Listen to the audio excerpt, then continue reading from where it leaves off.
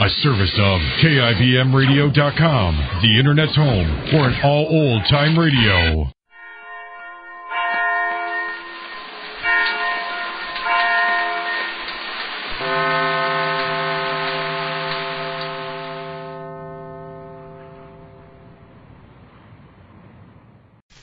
Ladies and gentlemen, this is Jimmy Wallington. Illness has prevented the appearance of Dick Powell and June Allison on the following program as previously announced. Screen Directors Playhouse. Stars, Joseph Cotton, Evelyn Keyes. Production, Mrs. Mike. Director, Lewis King.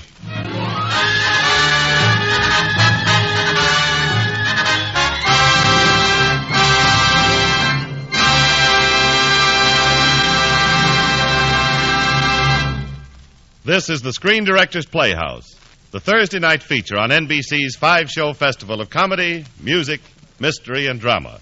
Brought to you by your local Ford dealer, who is now displaying the new 1951 Ford, the car that's built for the years ahead. RCA Victor, world leader in radio, first in recorded music, first in television. And the makers of Anacin, for fast relief from pain of headache, neuritis, and neuralgia.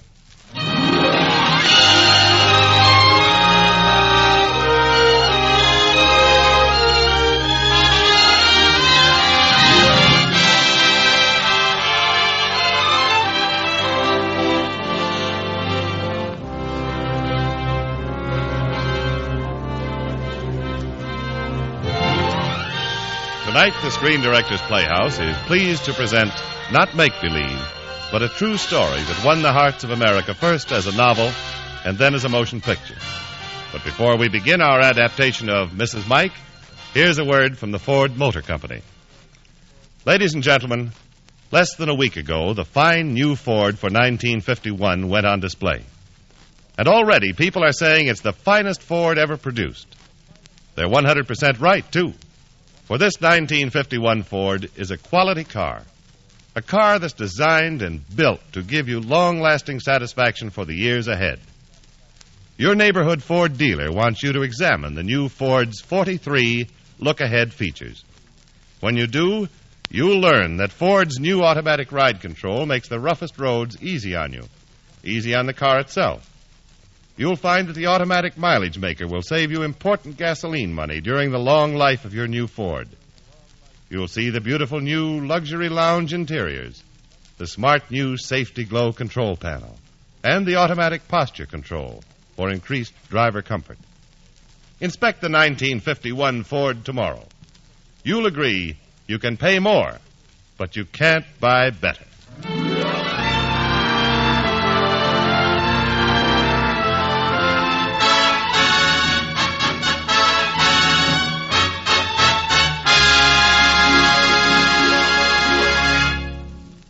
A story so completely human as Mrs. Mike is not easily put upon the screen. Fashioning it into a fine motion picture called upon every art and craft of the screen director. And we're proud to have that director here now to introduce his own story. Mr. Lewis King.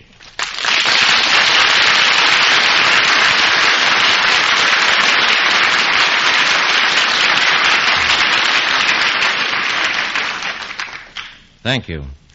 They say that every director has a weakness for a certain kind of story. Mine is for a good story, believable, true. I think we've got it in Mrs. Mike, and just how true it is you'll discover at the end of the program. But now here it is, Mrs. Mike, starring Evelyn Keyes in her original role of Kathy, and Joseph Cotton as Sergeant Mike.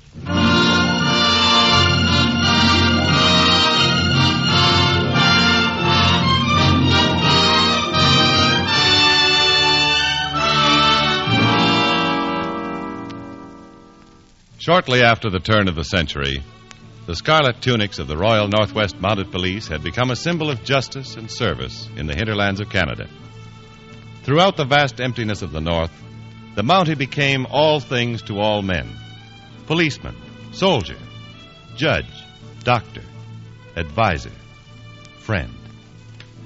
Such was the husky lad with the Irish grin whom his friends called Sergeant Mike. Sergeant Mike Flanagan, posted that summer to the Calgary detail of the Royal Northwest Mounted Police.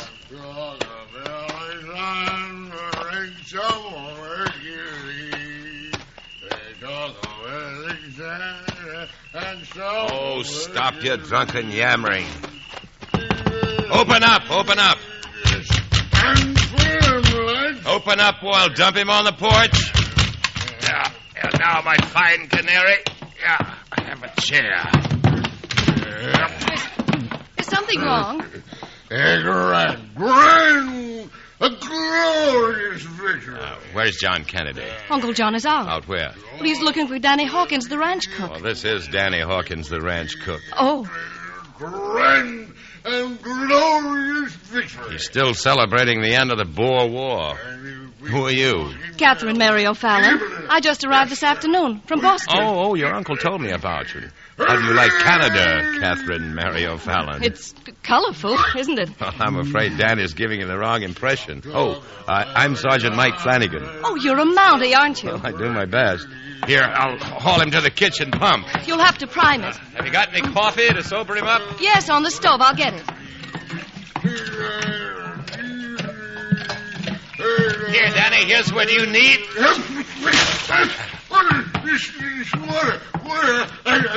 It's a fitting end for you, too. Coffee's coming. I poured the coffee into a tin mug and looked very hard at Sergeant Mike Flanagan. Of course, he didn't know that I was looking. If this was Canada, I was sure I was going to like it. He was so big and ruddy-colored. Quite a man was Sergeant Mike. All at once, I was very glad that Uncle John had sent for me at the school where I went after my parents died. Sergeant Mike in his red coat and black breeches with a yellow stripe. Oh! Well, what happened? Oh, the mug overflowed. I dropped it. Here, I'll pour another. Yeah, right under here. Let's have the coffee. It might be too hot. I'll see. Ooh. You made this? Yes. Now I know why they drink tea in Boston. How are you, Danny? Yeah. No. I use poison. I'm poisoned. Sergeant Flanagan, you hate. Oh, well, it certainly wasn't that bad. All the same, your uncle will be expecting supper, and I'm thinking you'd better let me cook it. Why, Well, just so you won't say we put you to work on your first day in Canada.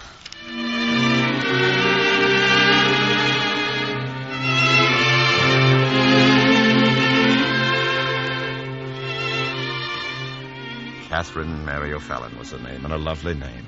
Kathy.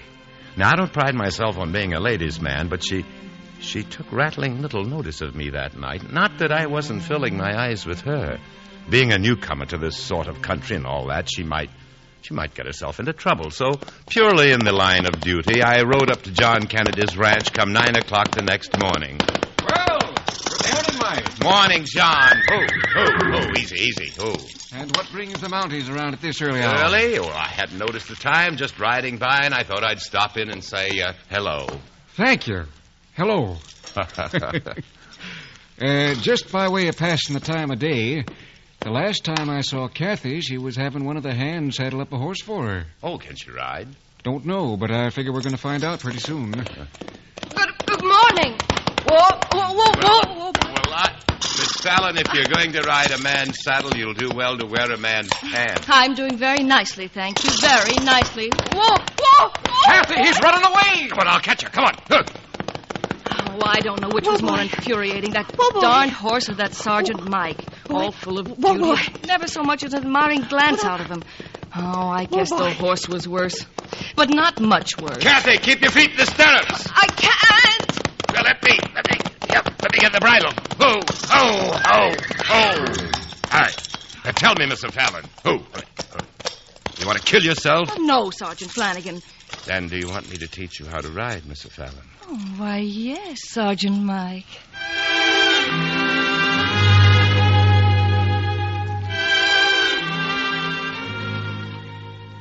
There's no doubt about it. I enjoyed Kathy's company.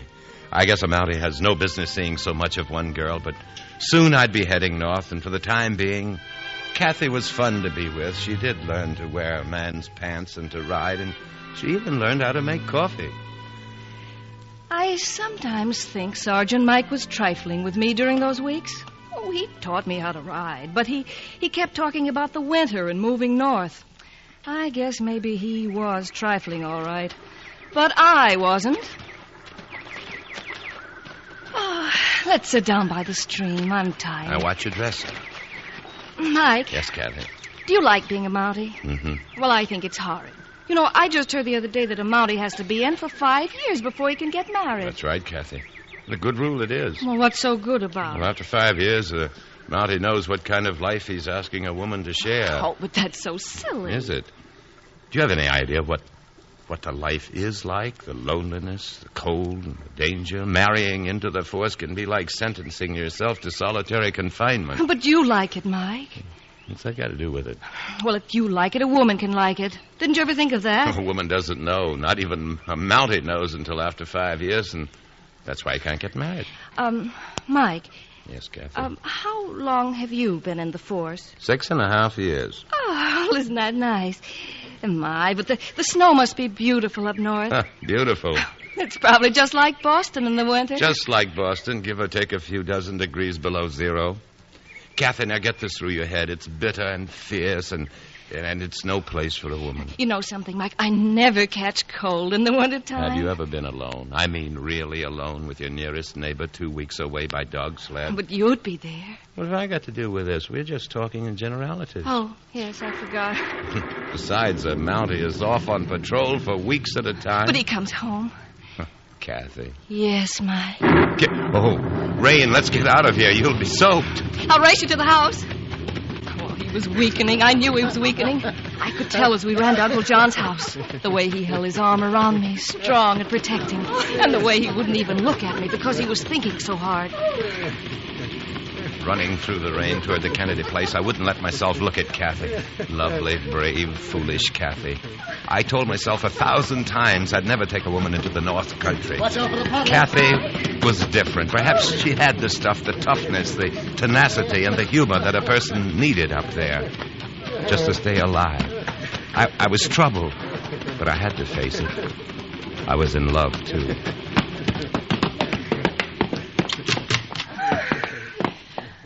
Oh. A fine Mountie, keeping a young girl out in the rain. I'm all right, Uncle John. I'm wonderful. Go upstairs, Kathy. Get under some dry clothes. Oh, now, who do you think you're ordering about? Get. Oh, all right.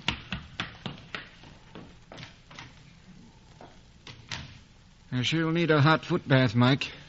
Give me a hand with the tub. Sure. Can you heft that cauldron off the stove by yourself? I've got it. Now, you sure this isn't too hot for her? Kind of worried about Kathy, aren't you, Mike? I don't want her to catch cold. Sergeant, I hear there's snow already up in Edmonton. About time for it. No place for a woman, that country. Well, don't you think it depends on the woman? It might at that. John Kennedy, stop sidestepping the point. We're both talking about Kathy, and you know it. I do. And if Kathy cares enough for me, she'll want to come with me. Mike, there's nobody I'd rather see have her than you. But think, Mike. Think. I have thought.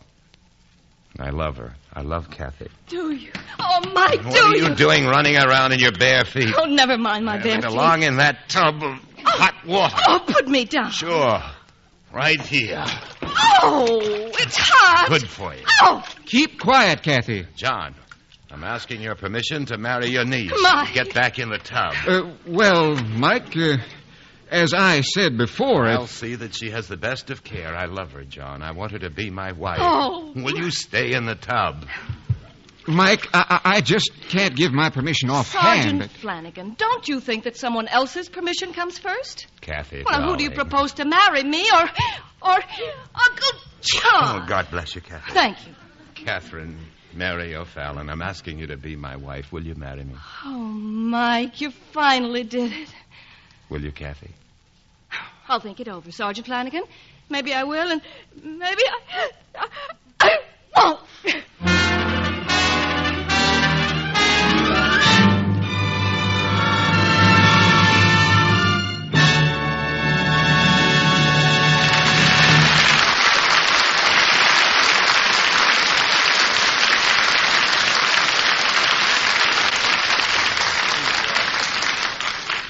You have just heard the first act of Mrs. Mike, starring Joseph Cotton and Evelyn Keyes. But now, here's a word from RCA Victor. A great many families who plan to give themselves television sets for Christmas still haven't put in definite orders because they can't agree on what screen size is the best buy.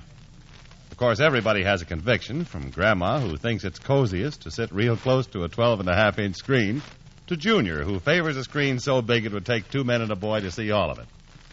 At this juncture, it's wonderful to hear the calm, cool voice of authority and experience, speaking from a position of world leadership in both television research and television manufacture. The voice of RCA Victor. RCA Victor's conviction about screen size is crystal clear. In big picture television, your best buy by any standard is 19-inch. Why? Because 19-inch gives you the biggest picture enjoyable to watch in a normal-sized room.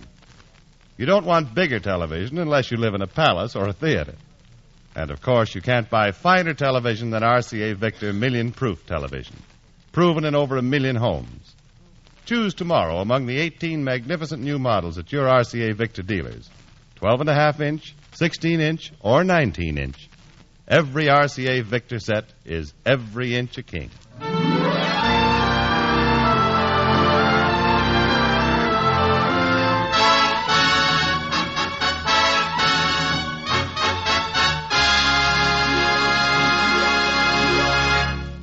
Now, back to the Screen Director's Playhouse production of Mrs. Mike, starring Evelyn Keyes as Kathy and Joseph Cotton as Mike.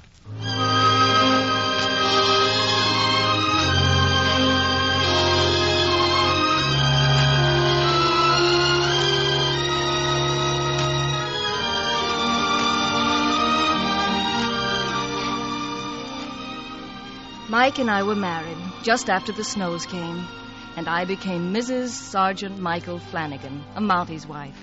We were married, and I brushed my cheek against his uniform and told him I was very, very happy. And then he was assigned to a place called Hendricks Hope.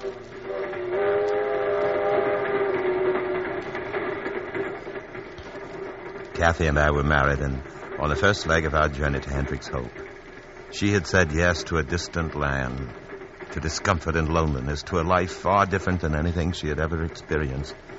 And I wondered if I hadn't been selfish in making her a part of myself, a part of the North. Soon we'd know. Hendricks Hope was 400 miles north of Edmonton by dog sled.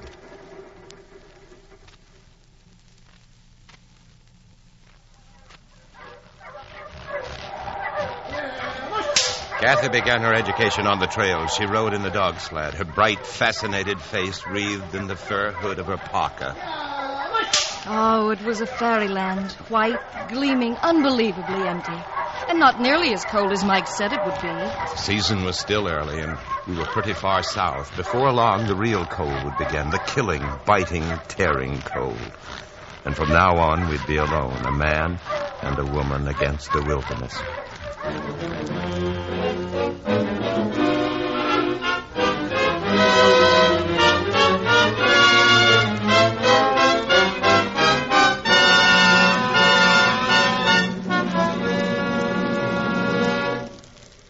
Can I help, Mike? Stay in that sleeping bag. Here, try this soup. Good. Well, what do you think of life in the snow? It gives me a feeling of, well, as if we're the only two people in the whole world. We are, Kathy. Is it a good feeling? Oh, yes. Did we make good time today? 27 miles. Is that all? That's great. If we can keep it up, we'll make Hendricks Hope in 2 weeks. 2 weeks? Oh, Mike, what was that? Just a wolf, darling. Is it dangerous? Pretty dangerous. Better snuggle real close, Kathy. Just for safety.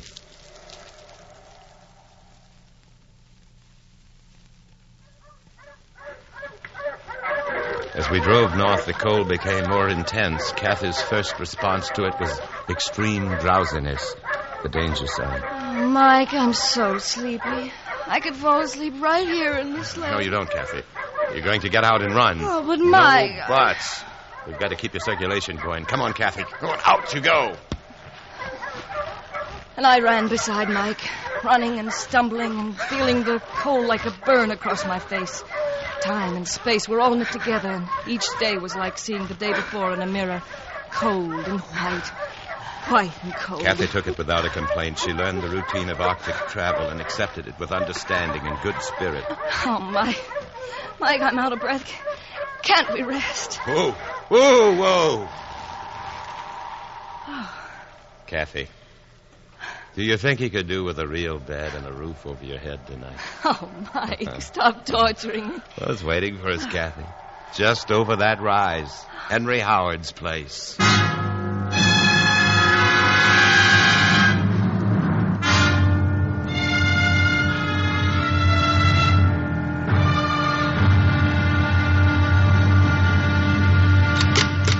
Sergeant Mike, come in, come in. How are you, Henry? Mrs. Howard. Mike, is it a girl? It is not. It's a woman. Mr. and Mrs. Howard, meet Mrs. Mike. Oh. We're real proud to have you. Don't get many visitors out this way. Well, I'm certainly glad to be here. A real house. Oh, my. Let me look at you. You're pretty. Yeah, you done all right, Mike. Of course, you can't tell whether they're all bundled up like that. Her name's Kathy. I'll get your things down. You come along with me, Kathy. Now, this room belongs to you and Sergeant Mike. It's very nice. No, it isn't. It's rough and cluttered, but it's a room. Well, I expect you want to wash up. There's the bowl, and here's a towel. Let me pour it for you. Thank you, Mrs. Howard. Now, I'll just leave you be. Oh, Here are your things. Everything all right, darling? the water's freezing. Only feels cold because you're beginning to warm up. Hand me the towel, Mike. Oh, it's such a comfort to be married to a man who can explain away the cold. I guess a man who would keep you warm would be too much to ask. Oh, ask and find out. Oh, Mike, don't, please. Oh, Mike. What's wrong? Oh, the towel, look at it. Was I that dirty? Oh, no, dear. That towel had a head start on you. But don't they ever wash? Laundering isn't easy up here in the wintertime. Nature demands a certain tolerance, Kathy. Sergeant Mike, you wash up in the kitchen. I want a little time with your wife, too. Well, I guess you can borrow her. Mrs. Howard, you must be terribly lonely out here. Lonely. Of course, there's plenty of work to do, but when Henry goes off prospecting in the summer, Lord, but I get a yearning to talk to somebody, even to Henry. Has your husband ever discovered gold? No, not yet, but he will. He was mighty close 9 years ago, and again 4 years ago. He'll make a strike, and when he does, you know what? We'll go to Edmonton and have us a holiday. We'll eat all sorts of things and buy pretty clothes and just walk down the street and look at the lights and the stores and all the people. Then maybe if it's a big strike, we won't never come back, and I'll have folks and neighbors to talk to, and we'll... I shouldn't be bothering you with all this. You're probably famished. I understand, Mrs. Howard.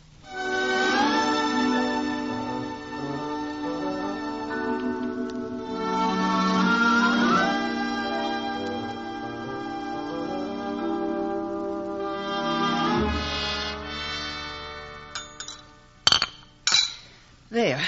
For dessert, we have prunes. Lumberman strawberries. You just eat them, Henry. I'm sorry, Mike, Kathy, but that's all we have. Oh, that's fine, Mrs. Howard. I like prunes. Don't worry about us. Wish we had some candy. Well, we haven't. It's a wonder the way that man hankers for candy, just like a baby. Well, I can't help it. Honest. I get such a terrible craving, like some men have for liquor. Only with me, it's candy. We had some, only now it's gone. We can't get no more. Not for months and months. We had some, all right. We had a whole cabin full of candy. I just couldn't help it. It was something terrible. Well, I can tell you how terrible it was. My china went long ago, but I saved enough money for a new set. I give it to him to buy the china, and he come back with a load of candy. That's what he did. Terrible. Such a terrible craving. Eat your prunes, Kathy. Oh, I was just listening. But I saved 1 cup, 1 piece of china. And here it is. One cup hidden through the years. One cup that hasn't been broken. It's such a beautiful thing, isn't it, Kathy? Oh, yes, it is. For you, dear, to celebrate this wonderful night. Oh, thank you, Mrs. Howard. Have some tea, Kathy. Please, darling. I didn't know we still had that cup laying around. That's fine, Mike. That's why I still have it, because you couldn't get your big, clumsy hands on it.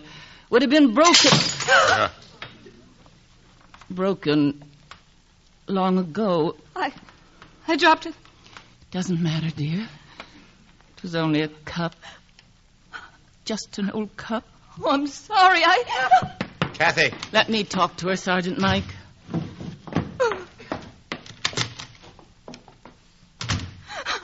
Kathy, we never used it.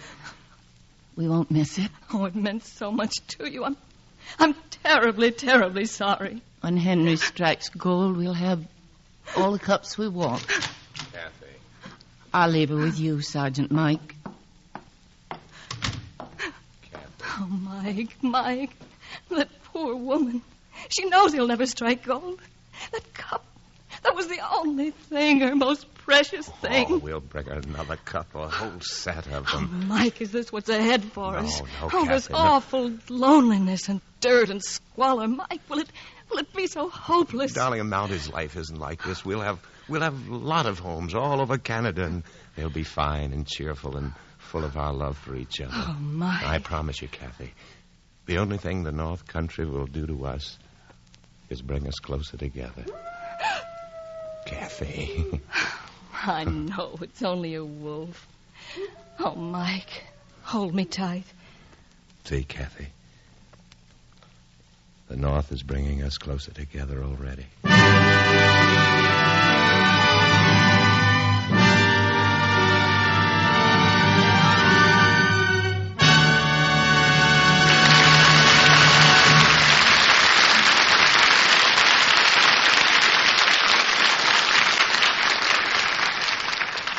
The third act of the Screen Directors Playhouse presentation of Mrs. Mike continues in just a moment. Here is something you should know if you ever suffer from the sudden pain of headaches, neuritis, or neuralgia. It's a way to ease the pain, often within a few minutes, a way that is incredibly fast and effective. It's Anacin. Anacin is like a doctor's prescription. That is, Anacin contains not just one, but a combination of medically proven active ingredients in easy-to-take tablet form. Thousands of people were first introduced to Anacin through their own physicians or dentists. But today, these tablets are in such widespread use that all drug counters have them, and anyone may enjoy their benefits. Next time you suffer from the pains of a headache, neuritis, or neuralgia, by all means try Anacin. You'll like the convenience of Anacin tablets. And you will be delighted with Anacin's incredibly fast action. Anacin. Anacin. Ask for Anacin by name today at your druggist.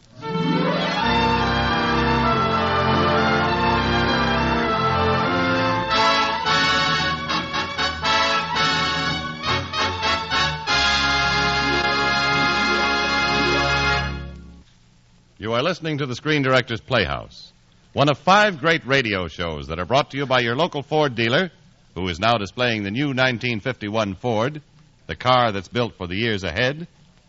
RCA Victor, world leader in radio, first in recorded music, first in television, and the Whitehall Pharmaceutical Company, makers of Anacin, Colinos, Bicidol, and other fine drug products.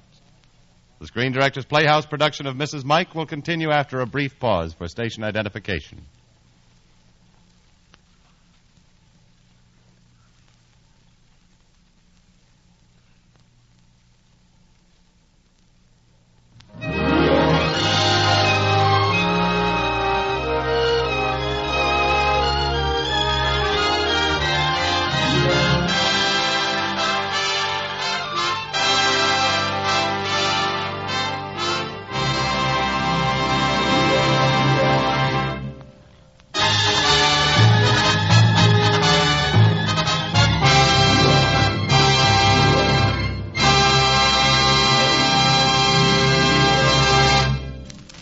Now for the third act of the Screen Directors Playhouse production of Mrs. Mike, starring Joseph Cotton as Mike and Evelyn Keyes as Kathy.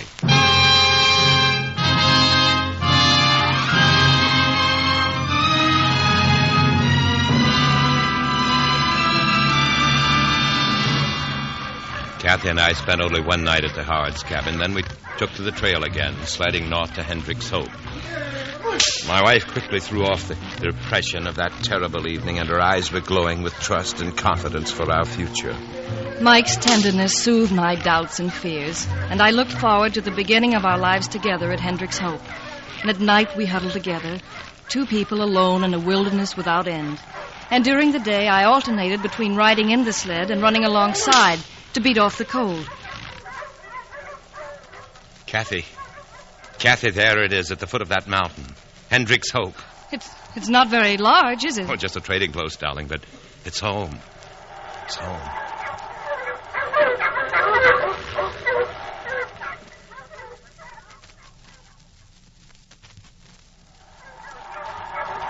Whoa.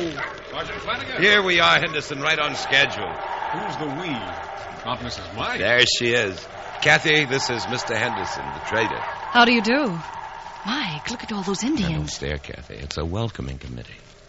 Young Stewart has waited impatiently for Sergeant Mike's return. Young Stewart? My son, Mrs. Mike. Oh, where is Mrs. Henderson? I am Mrs. Henderson. Oh. How do you do? Oh, we are anxious to get settled, Henderson. Well, go ahead, Sergeant. Your cabin's all ready. Even laid a fire for you. Thanks. Mike, he's married to an Indian woman. The fine woman she is, Kathy. But... Now, Kathy, I told you once that nature demanded a certain tolerance. I didn't mean it like that, Mike. I was just surprised. Why? I'm sorry, Sergeant, but give me a chance. I'm still learning, you know. I know, Kathy. You're doing fine. Well, here it is, Royal Northwest Mounted Police Post, and home of the Flanagans. Oh, Mike, I'm so excited. Give me the key. Oh, we don't lock doors up here, Kathy. Come on, Mrs. Mike. Oh. Over the threshold. Oh, Mike, I'm too heavy with all these furs. Oh, you're the most precious thing in the world, Kathy. I hope you like our new home. I will, Mike. I know I will. Well, then, let's go. Welcome to Hendricks Hope. And here you'll have to stand on your own 2 feet. Oh, it's nice. Wait till I stir that fire up. It was small and rough, and not at all like the dream houses the girls used to talk about in Boston. But it was going to be ours. And I saw so many things I wanted to do. It looks a little bare right now, but with your talent and my work, we'll make a palace out of it. Oh, Mike, I almost forgot. Uncle John told me to give this to you in our new home. It's a sort of a housewarming gift. What? Good Irish whiskey. That was very thoughtful of Uncle John. He said it was to fortify you for a long life with me. Oh, did he? Well, I hadn't expected you to drive me to drink. Oh, Mike, we're going to be so happy here. Just keep your arms around me, and I'll make a real home. Mike! Kathy. What? Behind you, Indians. Me Atenue. Great pain. It's all right, Kathy. It's just one of the local men. What's the trouble, Atenue? Great pain. Here, tooth. Oh, toothache, is it? Well, sit down. Here. Now, open your mouth. Now. All right. Now, well, Kathy, it's a bad tooth, all right. The dentist will have to take it out. The dentist, Mike, up here? Sure, Dr. Mike Flanagan. You? Mrs. Mike, you married a very talented fellow. I have to get my medical kit. But, Mike... Oh, pain. Great pain. Oh, you poor man. Sick Indian. Mike had tried to impress me with one thing above all, that he was responsible for the people of his post. And since I was the sergeant's wife, I did what I could. I opened Uncle John's bottle of Irish whiskey.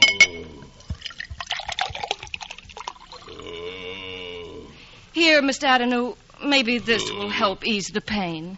Huh? Drink it. Mm.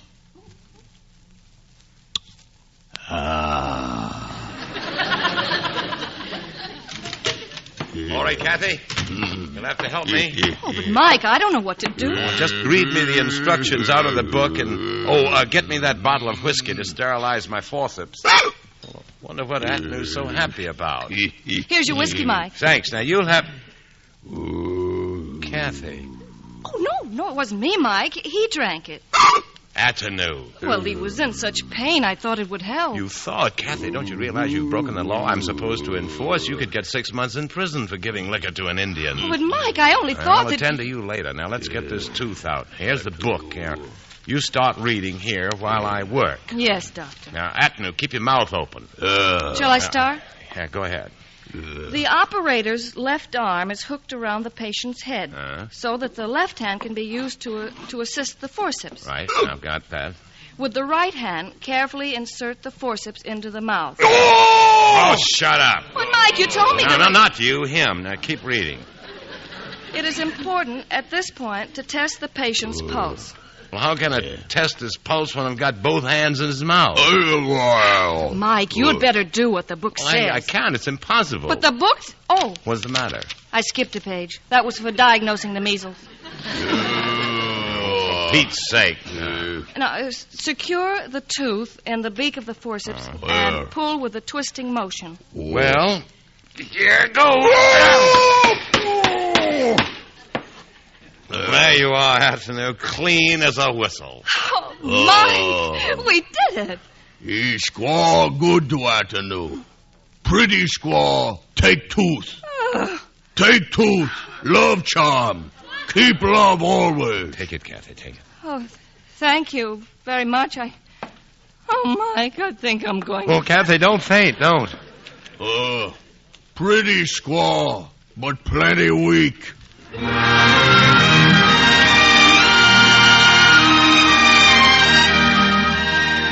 Gradually, life at Hendricks Hope became the only life I'd ever known.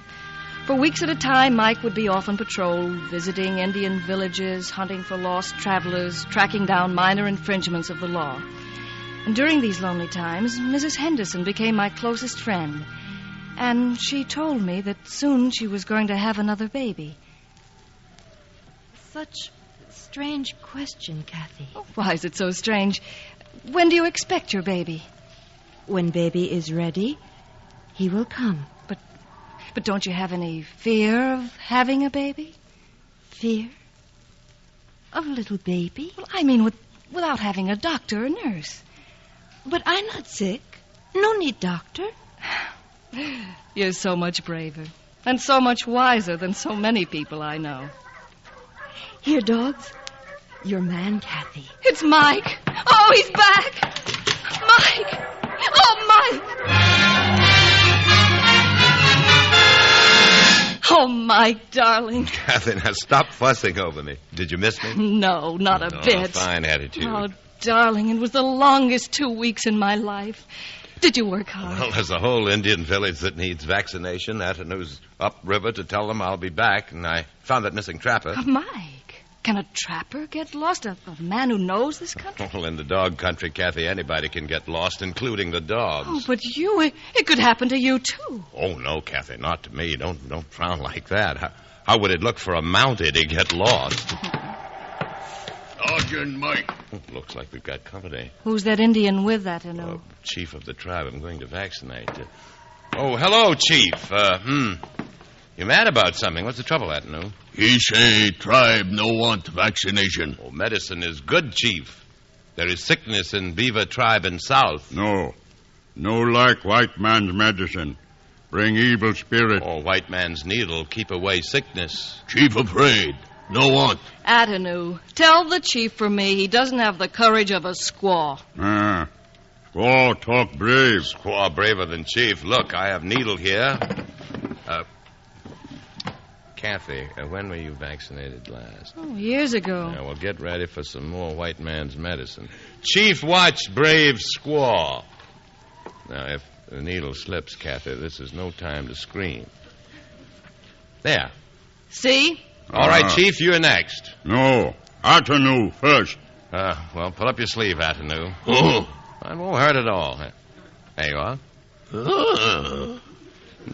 Now you, Chief. Now, squaw. Oh, but she just... Now, squaw. Oh, well. What's another vaccination, more or less? There's such a thing as being too All done. healthy. Good. Now, Chief. Pull up your sleeve. There. All there is to it. You come to village How big is this village, Mike? About 200. and bring squaw. We go. Bring squaw. Oh, no, Mike. Where's Squaw's courage? Don't laugh at me, medicine man. Getting pretty good, huh, Kathy? Pulled teeth, given vaccinations, treated frostbite. But once I even delivered a baby. Then you'll be able to deliver ours. And there was a broken leg that... Ours. Our baby. Oh, Kathy. Well, I don't see what you're so surprised about. Kathy, you're wonderful. Won't Uncle John be surprised to see us? Uncle John? Yes, I thought we'd go to Calgary for the baby. Oh, would Edmonton be better? Kathy, you'll have your baby right here. At Hendrick's home. Of course, dear. Oh, but Mike, it's so far away from everything and everybody. Oh, Kathy, the women up here know more about having babies than anybody. Mrs. Henderson isn't worried. Oh, no, but she's already had one child besides. She'll be having hers before long, and then you'll see how easy it is. Oh, but Mike, this wilderness... Wilderness, Kathy. You've never seen the North in the summertime. It's warm and fresh and green and beautiful. You'll love it. And our son will love it, too. He'll hunt and fish. And what makes you so sure it's going to be a he? Mrs. Mike, a girl baby wouldn't dare be born to Sergeant Flanagan. The seasons changed, just as Mike said they would. But with each passing month, a little fear built up stronger inside of me. I refused to recognize it, because Mike was so sure and splendid and tender. But I waited anxiously for Mrs. Henderson to have her baby. The ice broke on the river and summer came. Kathy was growing heavier every week. The smile on her face became wan and strange. She identified herself completely with Mrs. Henderson. And then the Henderson baby was born. A boy baby. Born dead. Mike, we've got to get out of here. Kathy, I'm sorry about Mrs. Henderson's baby, but that isn't going to happen to you. Do you love me, Mike? I love you, Kathy. Then take me away. Get me to Edmonton or Calgary. Kathy, I can't. Why can't you? Because you're a Mountie? Because the force means more to you than I do? Kathy, don't you understand? An overland trip to Edmonton is impossible for you. You'd have to walk most of the way. Then take me someplace, anywhere but here, Mike, where I won't be alone. Kathy, what can I do? It would take months for me to get a transfer, and you can't take a long trip now. Listen to me, Mike. I won't have my baby here. If I have to crawl out of Hendrick's Hope on my hands and knees, I won't have my baby here. I applied for a transfer and prayed that the orders would come in time. They did. I was posted to Fort Manette. It was a larger settlement, and there was a doctor there, but Fort Manette was much further north than Hendrick's Hope. The journey would take us several weeks, and Kathy's time was close. We traveled by canoe. The river flowed on endlessly, and the northern summer, closed in on me like a green veil. The fear wasn't inside of me anymore. I was inside of it, and I hated the river and Mike's uniform. And most of all, I hated the river. Hold on, Kathy. We'll soon be making camp for the night. Mike, I'm scared. We're only a few days from Fort Manette. We'll never make it, Mike. We will, Kathy. I don't want to have my baby here. Not in this wilderness. Just a few days, Kathy. Mike, we haven't got a few days. Are you sure? I'm sure. Look, Kathy, there's a cabin on the river only about a day and a half away. You can stay with whoever lives there. I'll go on ahead and bring the doctor back. It'll be faster that way. Anything, Mike. Anything.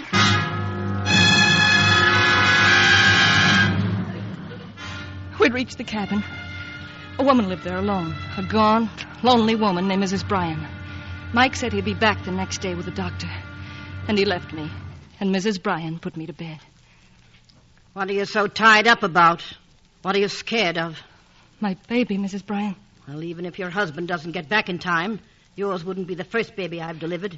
I don't want to lose him. I don't want to lose him. If you're going to lose your baby, you lose your baby. No. Not if he's strong. But if your baby is weak, you'll lose him. It's better that way. A weak baby will die anyway. Maybe a month, maybe a year, maybe 2 years, but he'll die. No. And when he's gone, a piece of your heart is gone with him. You'd have been better off. No. Don't leave me alone, please. I'm only trying to help you, Mrs. Flanagan. I'm only trying to help. Oh, the pain. Mike! Mike!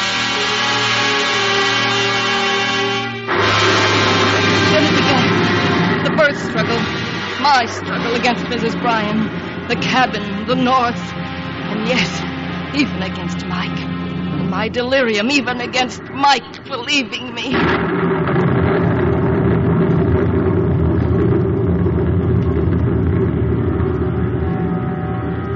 The world was all shadows now, cold and empty. And in the shadows there would be quick yellow flashes. And I knew those were the pains. And then the flashes stopped. And the shadows became a darkness. And the darkness became sleep. Kathy. Mike? Who's with you? This is Sarah, Kathy. Hello, Mrs. Mike.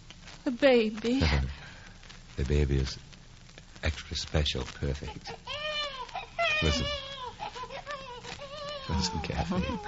Oh, Mike, I'm so glad you brought the doctor in time. The doctor was out on a case, Kathy. I brought Sarah instead. No, doctor. You have your baby easy. Easy? It didn't seem like that. Mrs. Bryan. Oh, that Mrs. Bryan. She very strange from living alone too much. She want to help, but she scare you. You'd better rest now, Kathy. The baby, Mike. I want to see him. It's not a him, Kathy. We have a wonderful, beautiful baby daughter.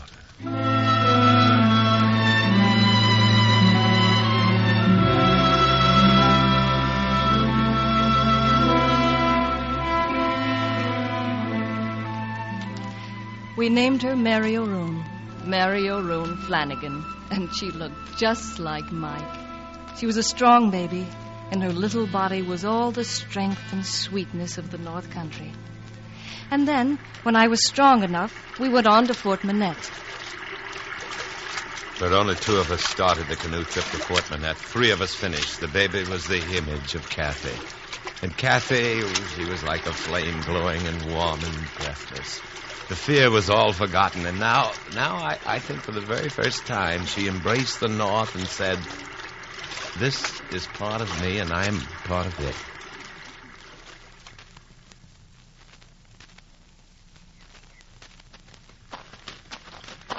This is it, Kathy, our second home. Oh, it's bigger, isn't it, Mike? Go on. Open the door. Oh, Mike.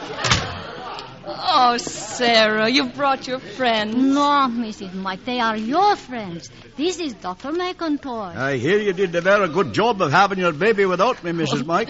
The best I could, Doctor. And here is Louis, my husband. Comme ça va? Oh, merci bien, Louis. And here is Pierre and Georgette. And soon you will know everybody. Oh, yes. And this is my husband, Sergeant Mike. Sergeant Mike, everybody knows. And this is our daughter, Mary. Uh-oh, where's another thingamajig, Kathy? This is a job for the mountain.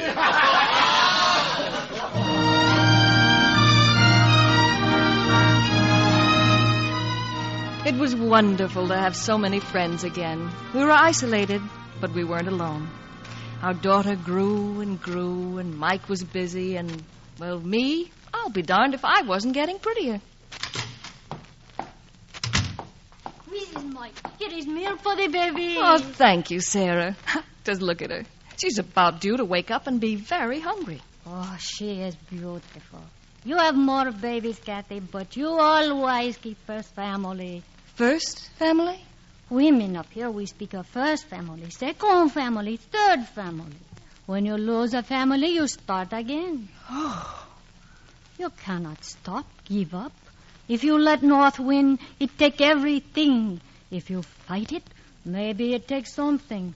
But in the end, you win. Mary, my baby. Don't you worry about that baby. She's strong. You keep first family. Our life fell into a wonderful, exciting routine. There was work, lots of work, and there was always Kathy and Mary, my family. The months went by, and Kathy became lovelier than ever. She was getting used to everything, even this. Mike, there's a man in our room. What? Squaw scared of Atenoo. Oh, Atenoo. How did you get in here? Me come north. Me have toothache. There's a Mountie at Hendricks Hope. Why didn't he take... Mountie pull tooth. Well, what do you want from us? Atanu hear about baby. Bring good luck charm. Here. Kathy, he's brought you another tooth. Oh, thank you, Atanu. Thank you very much. There's nothing she needed more.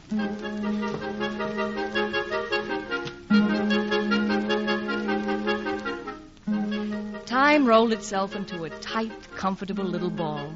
And without any hint at all, Mary O'Roon was over 2 years old, and it was Christmas.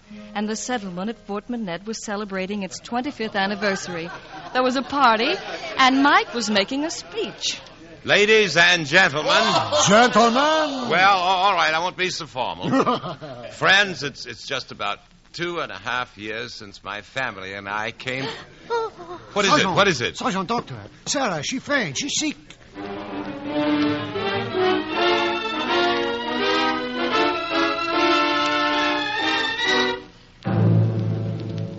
She was sick, all right. Fort Minette would never forget that Christmas. Sarah was sick. With diphtheria. Diphtheria? Yes, Kathy. Now, you and the baby stay here in the house. You understand? Don't leave the cabin. Don't let anyone in. Oh, Mike, I'm afraid. Dr. McIntosh and I will try to get the thing under control. I've sent a man south for more serum. Will the baby be all right? Just avoid contact with anybody. Talk through the door or the window. What about you, I'll Mike? be all right, but I can't stay here. But Mary and I will be alone. Well, that'll be more than a few hundred yards away. If you need me, Kathy, hang a white sheet in front of the house. A white sheet. I've got to go. McIntosh might need me. Mike. I'm sorry, darling. I can't even kiss you. Take care of yourself, Mike. It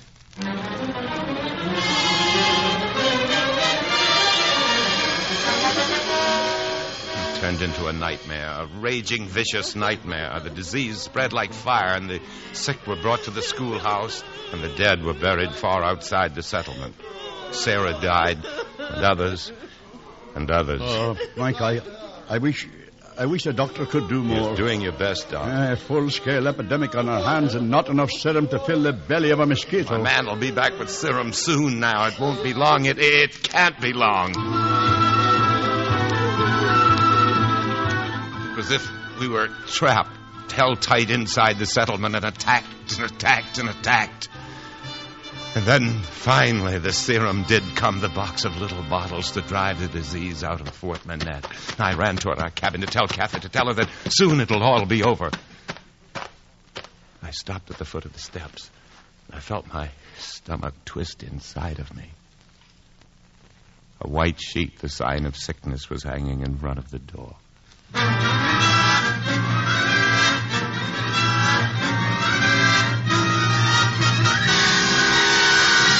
I'm sorry, Mrs. Mike. With the young ones, it's so fast. I tried to guard her, to protect her. And sometimes we can't guard well enough. Sometimes it just can't do it. Mike, I'd best be getting back to the hospital. All right, Doc. Goodbye, Kathy. Go ahead, Mike. There's nothing you can do here. No, Kathy. Our baby's dead, Mike. Dead. Oh, serum a day too late. Oh, Mike, we fought this country to have our baby, and now it's taken her away from us. We can't win, Mike. We can't. Well, we have to go on, Kathy. No, we don't, because I can't. Mike, let's leave here. Leave the force. Live like human beings again. Darling, I can't leave. I've got responsibilities here. Responsibilities to everyone but your own family. Not true, Kathy. Mike, I won't live here anymore. I'm leaving. You can come with me or not, but I'm leaving.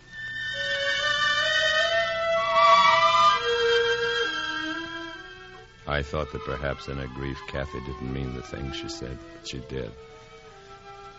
I didn't blame her. I blamed myself for having done this to her, for having married her. And that spring, I found a man to take her south to Hendricks Hope. And there, Henderson would see that she got safely to it. Try not to hate me, Mike. I love you, Kathy. I love you. And she was gone. And Fort Minette became a memory too painful to bear. I put in for a transfer back to my old post to Hendricks Hope. Sergeant Mike! I'm going to give you a hand with the canoe. Oh, thanks, Henderson. Been a long trip. Well, you'll find everything in your cabin, ready and waiting. Ah, you're a good friend, thanks. Go on now. You look tired. I'll take care of the canoe.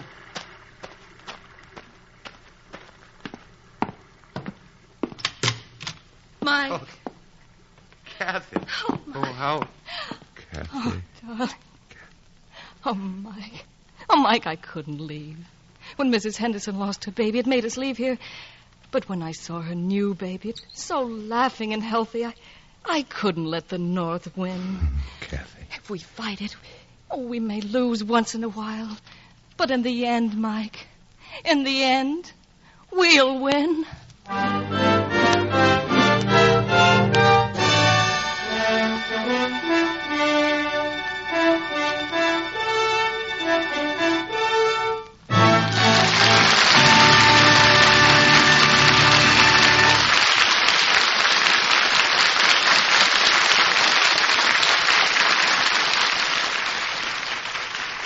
Our stars of Mrs. Mike will be back in just a moment. Next week, the Screen Directors Playhouse brings you one of Hollywood's most engaging romantic comedies, together with the stars who made it a high point in motion picture entertainment. Our story is My Favorite Wife, directed by Garson Kanin. And recreating their original hilarious roles will be Cary Grant and Irene Dunn. And now, here again are tonight's stars, Joseph Cotton and Evelyn Keyes, and our guest director, Louis King.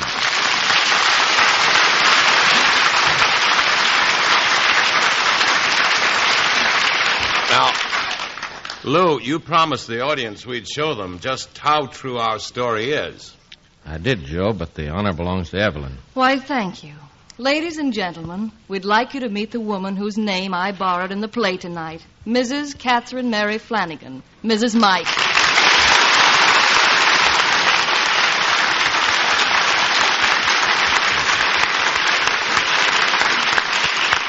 Mrs. Mike? Mrs. Mike, now I know what set the sergeant's heart on fire. Oh, go on with you, Joe. All that was 45 years ago. With all the things that happened to you, Mrs. Mike, you ought to write a book. That's just what I thought a few years ago when I left my home in Canada to come to Hollywood. And what happened when you got here? Mr. Kenny, I never in my life saw so many cars, ambulances, and women in one place. What about the book? Oh, I had to work for a while first, but I did have a dream come true. I've always wanted to stay at the Biltmore, and that I did. When the book came out? No, when I was working there as a laundress. The book came... Finally, I got two people to listen to my story, Benedict and Nancy Friedman. We wrote it together. Then Mr. King made it into a picture. Well, what brings you back to Hollywood? Mm-hmm. Another book, Joe. This one I wrote myself. Oh, I heard about that. It's called The Faith of Mrs. Colleen. That's right, Evelyn. The Faith of Mrs. Colleen. Card Mechanics Publishing on January the 2nd. So here I am, all excited again. Well, maybe we can make another picture. Is there a part in it for me? Evelyn, read the book and see. Good night. Good night, Mrs. Mike. Good night, Mrs. Mike.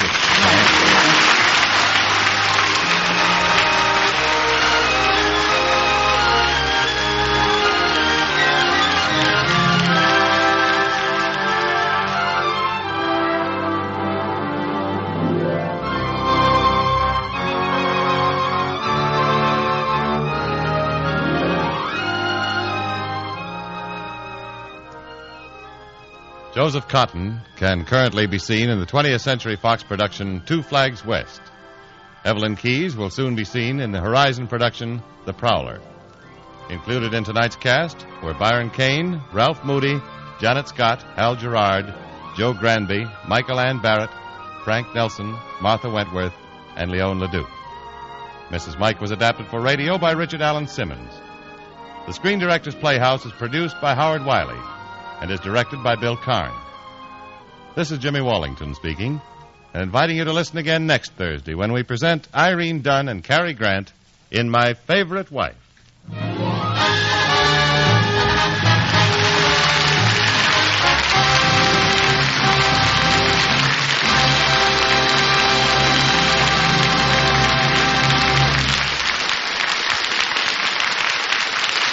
Listen again next week to Screen Directors Playhouse, the Thursday night feature on NBC's 5-show festival of comedy, music, mystery, and drama.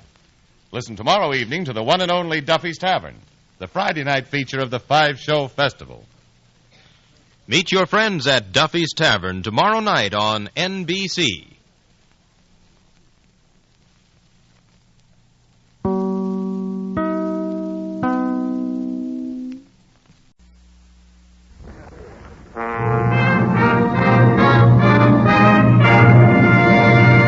The Gulf Screen Guild Theater.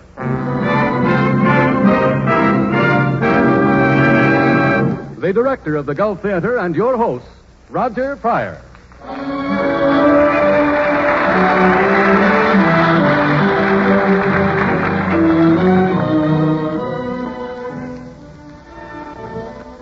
Our play tonight, The Enchanted Cottage by Sir Arthur Wing Pinero, is a modern fable in which we meet Helen Hayes as Laura Pennington and Frederick March as Oliver Bashforth. And now, as stage manager, I call for lights, music, curtain.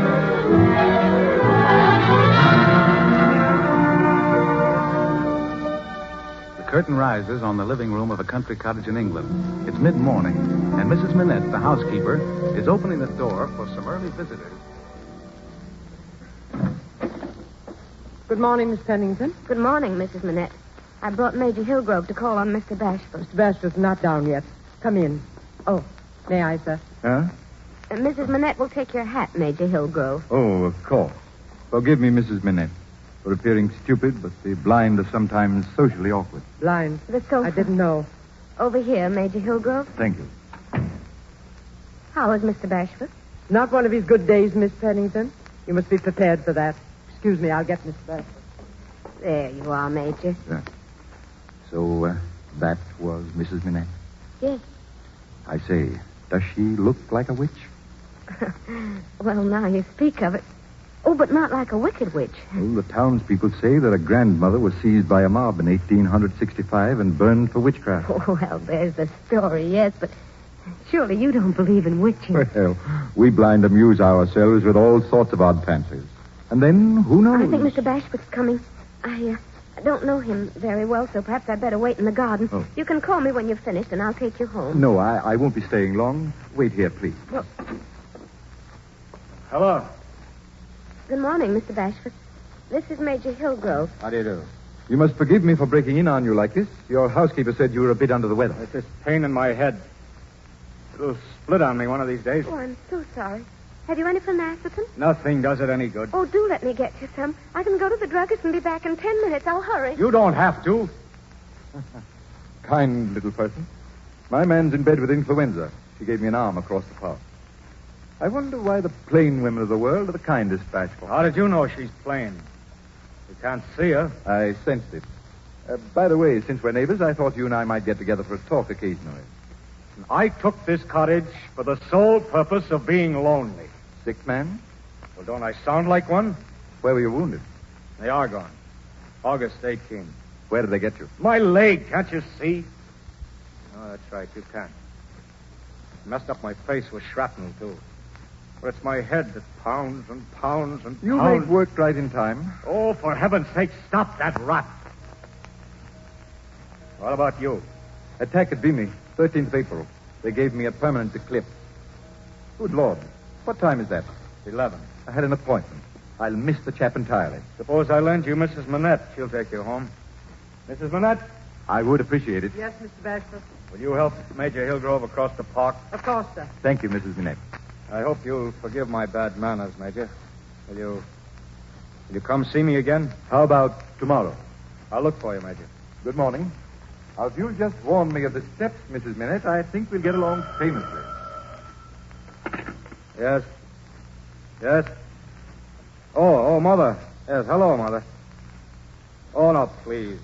Oh, please, let's not discuss that again. I tell you I'm perfectly all right. No, there's no use in your coming down here, Mother. But don't you see, I said, don't you... Hello, you... Mr. Bashford. Huh? Oh, Miss Pennington. The Major remembered an appointment, and Mrs. Manette took him home. Oh, I hurried as fast as I could. Here's the phenacetin. Thank you. There's water there in the carafe. Yes. 2 tablets now and 2 more in 3 or 4 hours, if your head still hurts. Now, you must lie down here on the sofa. I'll fix the pillows. Thank you. It's best to keep quiet after phenacetin. There. Is that comfortable? Yes, very. Well, good morning, Mr. Bashford. I say, Miss Pennington. Yes? Hey, I've discovered I shall have to leave this cottage. Leave? You mean for good? Yes. Hide myself somewhere or other. But hide from whom? My people. They won't let me alone. I mean, they will pester me and torment me. Torment you? I came down here because they were turning me into a raving lunatic with their meddling. You see, they don't realize that I'm done, I'm finished, I'm washed up. But, Mr. Bashford, that isn't true.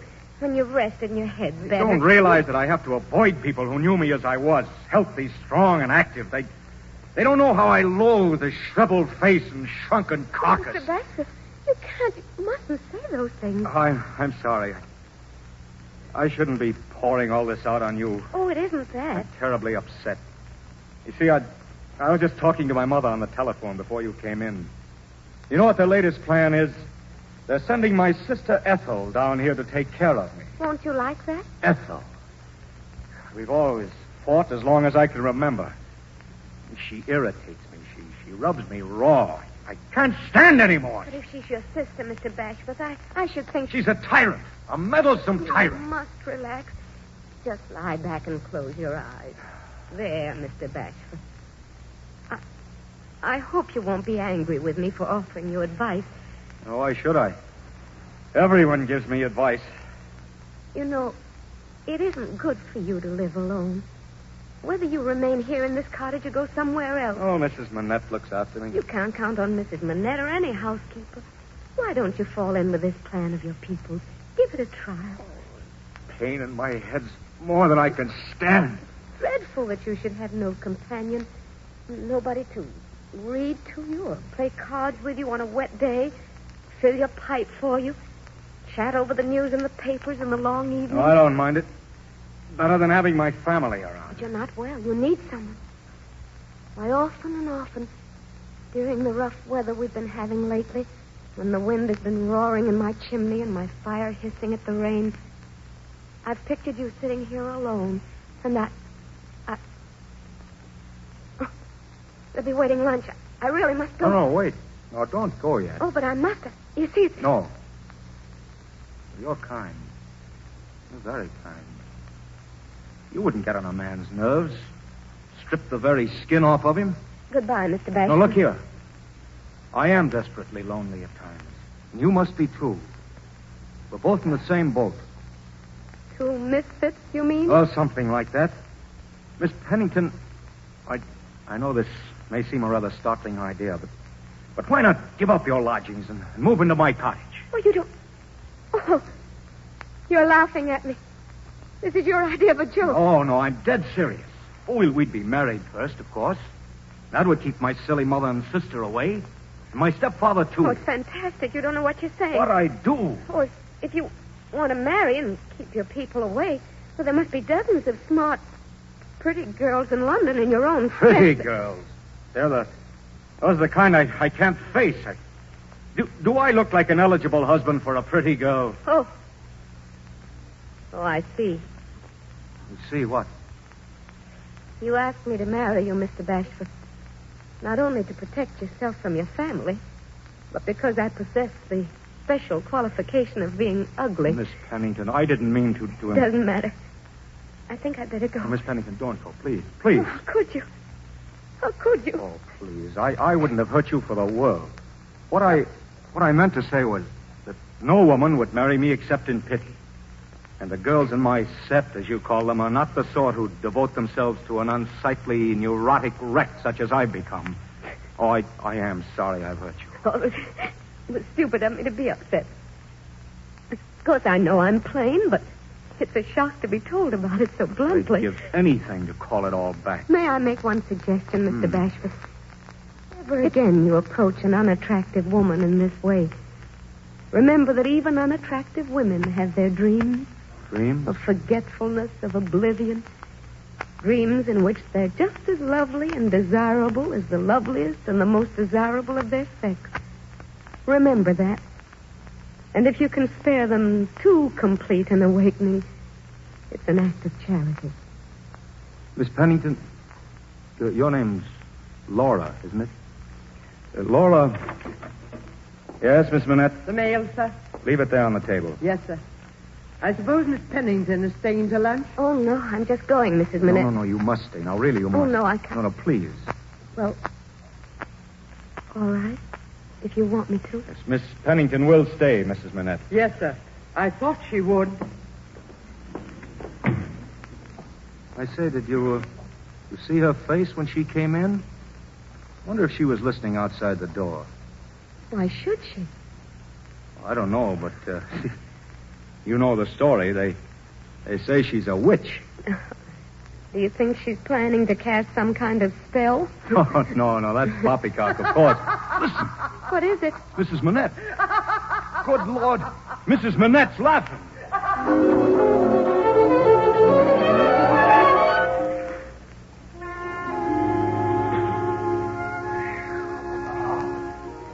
People may call this a hill, but I say it's a mountain. Oh, you can't take it. That's what comes of not eating your bread crust when you were little. Oh, you've got it all wrong. Bread crusts that'll make your hair curly. Oh. Here, let's sit down. Look. You can see the whole countryside from here. There's the river, there's the crossroads, and there's the church, see? Hey, Laura. Yes, Oliver. Mother phoned again this morning. Ethel's planning to move in on me next week. So I'll have to disappear. You mean go away? Must. I've got to. I'll miss you. Oh, don't think I won't miss you. I'll always remember these last 2 weeks. I shan't forget them. We have had fun. When will you go? Tomorrow. So soon? Oh, no. Well, I wouldn't have to go at all if you'd marry me. I can't ask you to love me, but we do get along. We could be happy together. Very happy. I need you. Do you, Oliver? Desperately. Be kind. Say yes. Then yes, Oliver. Yes.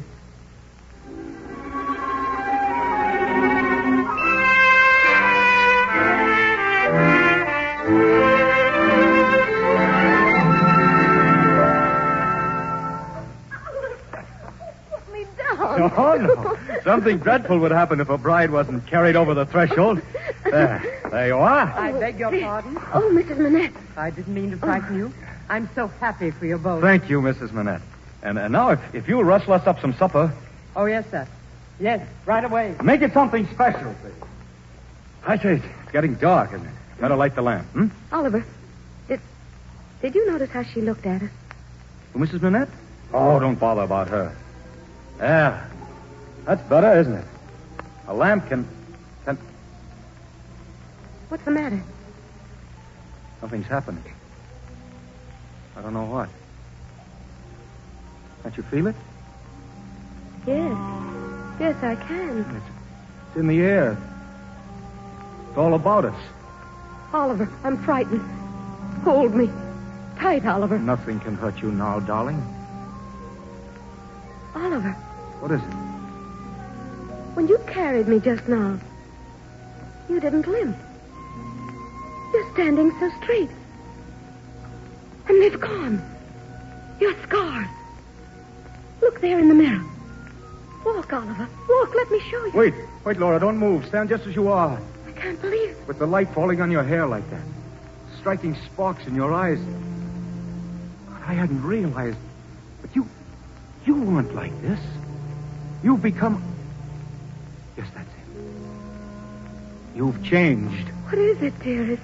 Oh, Laura, you're beautiful. Beautiful. Beautiful.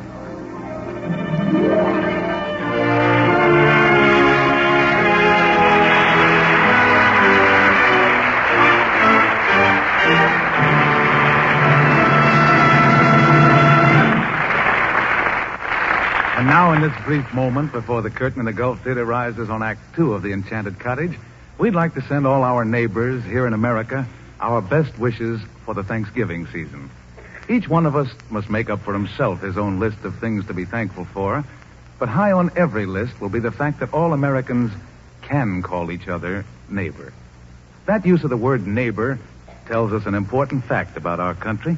It tells us that the miracles of modern communication, especially the family automobile and our coast-to-coast network of good roads, have made neighbors even of families on opposite sides of a continent. Perhaps you drove home to see your folks last Thursday, or possibly you're planning to take a trip in your car sometime soon. Well, just that kind of travel is what helps maintain sympathy and understanding between all Americans. And speaking for the good Gulf dealers along your way and for the Gulf oil companies, let me tell you how proud Gulf is of its share in the work of making automobile travel more convenient and more economical for all alike, in helping to keep all Americans neighbors. And so, the curtain's about to rise on the second act of The Enchanted Cottage, starring Helen Hayes and Frederick March. Lights. Music. Curtain.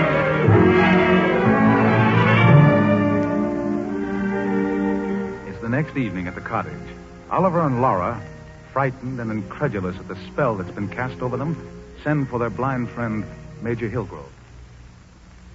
I had my man bring me over as soon as I got your note, Bashforth. Is something wrong? If you could see us with your eyes, I mean. We had to talk to someone. You sound frightened. You understood from Oliver's letter, didn't you, that something had happened, something out of the common? Vaguely. Well, I didn't dare be more explicit in the letter. You'll never believe us, Oliver. No one could. Major Hillgrove, I'm not plain anymore. She's beautiful. Gloriously beautiful, Hillgrove. And Oliver, oh, if you could see him. Laura's growing lovelier and lovelier every day. And Oliver's stronger and straighter and handsomer. But don't you hear the difference? Yes, don't you hear it, Major Hillgrove? Why, yes, yes. Oh, I'm frightened. I'm so frightened. You see, we believe, I know you laugh at us, but we believe it's that woman. Woman? Mrs. Manette. You know, my housekeeper. The witch. Oh, don't laugh. Don't laugh, please. We believe it. How else could this thing have happened? Unless we're under some sort of spell, enchantment. Tell me, Oliver, when did this... when did the change begin? Yesterday. On our homecoming. After the marriage. Almost as soon as we set foot in this cottage. Mrs. Manette was waiting at the door to welcome us. That moment was when the change began, Major Hillgrove. See, we thought it was some sort of illusion. But in the morning, over the breakfast table, we both saw clearly how we'd changed. Oh, it's so frightening. But why? What is there to be alarmed about? But don't you see, if Mrs. Manette is a witch and our transformation is due to sorcery... Well, what she's given, she can take away. Exactly, Hillgrove. Supposing I offend Mrs. Manette, or Oliver does. It's so easy to offend without meaning to. Oh, you must advise us, Major Hillgrove. What'll we do? Yes, what? Well, I do hear this change in you, and I say take the gift and enjoy it without question. Accept it humbly as a heaven-sent miracle, and thank God for it on your bended knees. A heaven-sent miracle. Yes. Yes, that's just what it is. A heaven-sent miracle.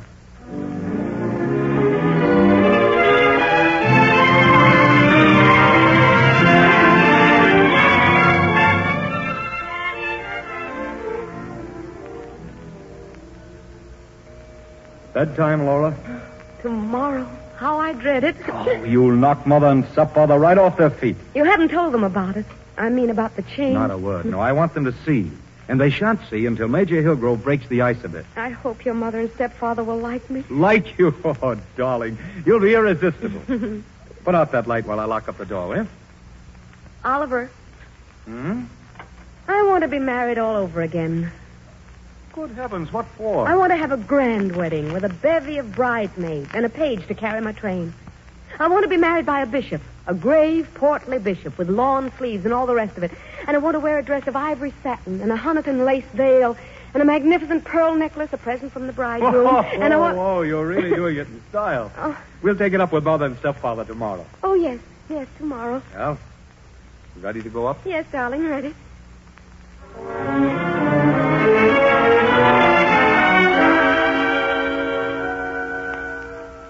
Mr. Smallwood? Your son Oliver and his wife have been kind enough to invite me to meet you and Mrs. Smallwood here this afternoon. I had no idea that my daughter-in-law was having him at home. Yes, we were under the distinct impression that our visit was to be a family affair. Purely a family affair. Oliver should be here to receive us. This is his duty. Oh, the young person he married. Well, Mrs. Smallwood, your son is in the next room. The next room? With his wife. They're waiting for me to summon them. Really, I can't understand this extraordinary behavior. Well, they've asked me to prepare you for a very great surprise. I must say this sudden marriage was a bombshell. He's simply thrown himself away. We understand his wife is nobody and unsightly into the bargain. Ah, well, that brings us to the point, Mr. Smallwood. Your daughter-in-law was a plain young woman. Was? Your son and Miss Pennington were married. They entered that door, he a shattered, wry-necked, half-crippled fellow, and she a little, meager, wasted thing whose only charm was a gentleman. Most unattractive. When they crossed that threshold, the change began. Change? What change? Do you believe in miracles, modern miracles, that may happen to you, to me, today, tomorrow, that may relieve misfortune, retrieve disaster, that may heal the sick, make the lame walk and the blind see? Well, really, I do. For I tell you that Oliver and his wife have been touched by a power which is beyond earthly power, and they're wonderfully, gloriously transformed. Transformed? Did you say transformed? Laura is beautiful, with music in every sound she breathes, and my ear tells me grace in every movement of her lovely body. And Oliver walks erect. He's limp. He's gone. I'll bring them in now.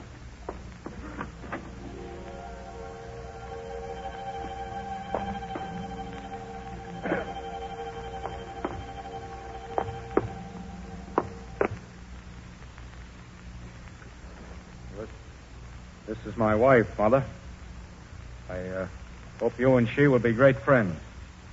Stepfather, this is Laura. How do you do?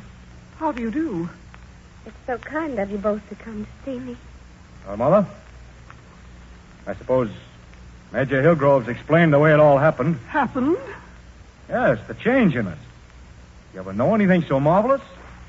I mean, you can't judge of the change in Laura, of course, but you can see the difference in me. My dear boy, Yes. The change is most marked, Oliver, most marked. Marked? Is that all you've got to say?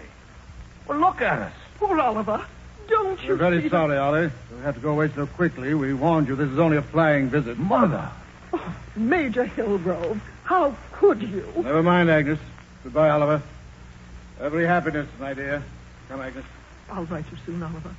Goodbye, darling. Goodbye, Major Hillgrove. Major. Laura. What's the meaning of their behavior? What's the meaning of it? Oliver, don't.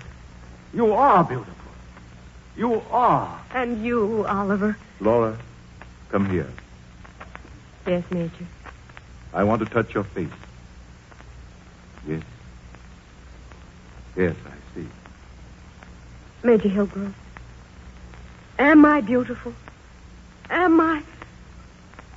Well, why don't you answer her? Oliver, Laura, I'm afraid we've been under an illusion. Mrs. Minette. You called me, madam? No. Come here, Mrs. Minette. Yes, sir? Tell me, you've known Mrs. Bashforth for a long time, Yes, sir? and Mr. Bashforth for some months. Yes, sir? Then you are thoroughly familiar with their appearance before they were married. Yes, sir. When they entered this cottage after their marriage, were they just as you'd always known them? Yes. Yes, sir. Their outward appearance, their looks, there's been no change? Answer me, Mrs. Minette. No. No, sir. Look at them. Are they still just as you've always known them? Are they? Yes, sir. I knew you had to find out the truth this afternoon.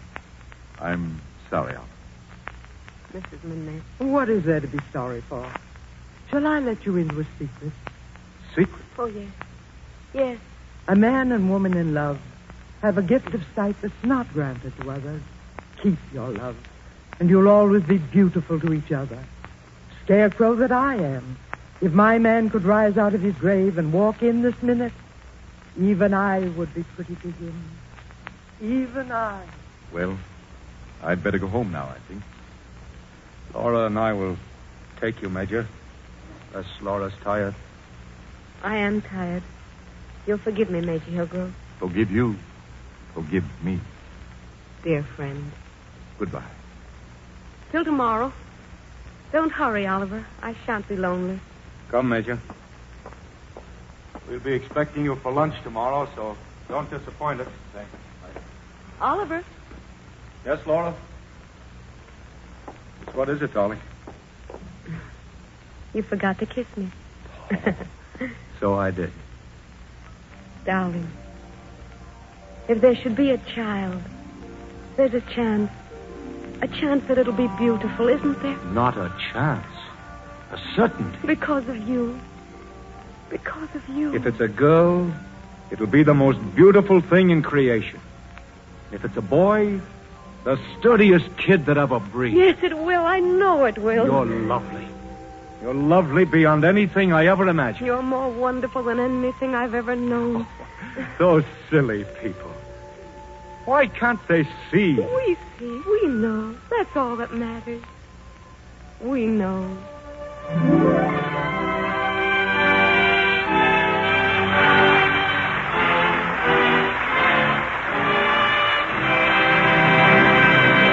Thank you, Helen, and thank you, Freddie. Thank you very much. And now, ladies and gentlemen, here we are, ready for our weekly question box, in which the stars appearing on the program are asked one question each, and if they fail to answer, they have to pay a forfeit. Good night, folks. It was nice meeting you all. Wait a minute, Freddie. Wait for me. Oh, you too, Helen? Oh, yes. I just remembered to left some potatoes on the stove. Oh, now, Helen, you're not afraid of questions. Oh, yes, Roger, I am. Whenever I hear a lot of questions, I start getting confused. Well, that's natural enough. I know that often when there's some kind of a discussion, lots of us get confused because we hear so many different statements that it's hard to know what to think. Isn't that right, Harry? Yes, it certainly is, Roger. And you know, folks, a good many confusing things can be said. In fact, I fear sometimes are said about gasoline. The important thing, however, for you to remember always is to buy the product of a company in which you have the utmost confidence. A company whose avowed policy is to manufacture and sell only the finest products that skill, science, and great resources make possible. And will you remember also that this is the policy of Gulf, that its gasolines, Good Gulf and No Nox, are today greatly improved over what they were even 6 months ago. Just as 6 months ago, they were better products than they were the year before. All this is done as a matter of course, and is the result of forever keeping pace with every known means of product improvement. With Gulf, the policy of constantly improving the quality of its products is a pledge that you motorists will find maintained whenever you stop at the sign of the Gulf orange disc. Thank you, Harry Von Zell. And now for the question box. The first question goes to Freddie March. Freddie, I'm going to give you the history of a certain star. And whenever you think you know who it is, you say so. All right. Now, she was born in London, has appeared in 37 stage productions, introduced the song Limehouse Blues, and has appeared in more Noel Coward shows than any... wait a minute. Gertrude Lawrence. Absolutely right, Freddie. And incidentally, Gertrude Lawrence will appear in the Gulf Theater next Sunday with Herbert Marshall and Johnny Mac Brown. And now here's a question for Helen Hayes. Helen, do you know Bing Crosby? Oh, yes. Well, that was an easy question. Goodbye. Wait a minute. That's not the question. What's Bing Crosby's real full name? Bingham? Oh, no, I'm sorry. He probably wishes it were, but his real name is Harry Lillis Crosby. And Helen, golly. for your forfeit, you must read this. Oh. The quality of mercy is not strained. It droppeth as the gentle rain from heaven upon the place beneath. It is twice blessed. It blesseth him that gives and him that takes. That's right, Helen. That's easy. But now read it as Jimmy Durante would read it. Go on.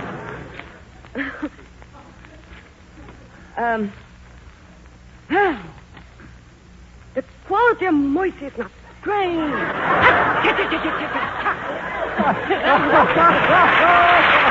Thank you, Helen Hayes. And now, ladies and gentlemen, before we say goodnight, we'd like to extend you an invitation to tune in next week when we bring you from New York Gertrude Lawrence, Herbert Marshall, Johnny Mac Brown, and, of course, Oscar Bradley and his Gulf Orchestra. Until then, this is Roger Pryor saying goodnight, everybody.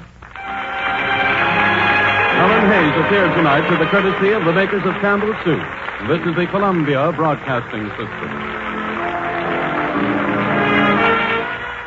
KNX Los Angeles, the voice of Hollywood. Sealtest presents Sealtest Variety Theater.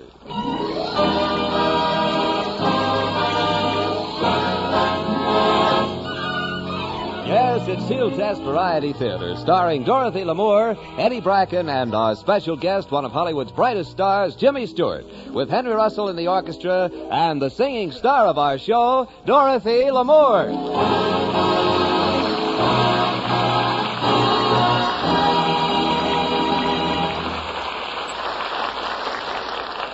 And now let's turn the clock back a couple of days and drop into the Brown Derby restaurant where Dottie and Eddie Bracken are seated at a front table discussing plans for this week's show.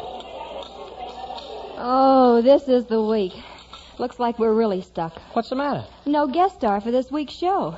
Every movie actor I know is either away on a personal appearance tour or shooting a picture on location out of town. Your worries are over, Dottie. I know every star in town. They'll do anything for me. Oh, come now, Eddie. I've heard you make those wild statements before, and I just... Now, wait a minute, Dottie. They all come to me for advice. Why, take Rita Hayworth. Why, she wouldn't make a move without me. Wouldn't make a move without you. Mm-mm. Eddie, she's getting married this week, isn't she? Oh, I know, but I mean an important move.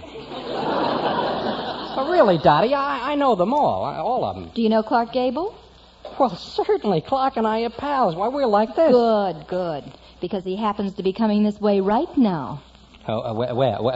Right this way, Mr. Gable. Oh, yeah, that's him, all right. Ah, hiya, Clark, old boy. How's every little thing, Clark? Hello, Mac.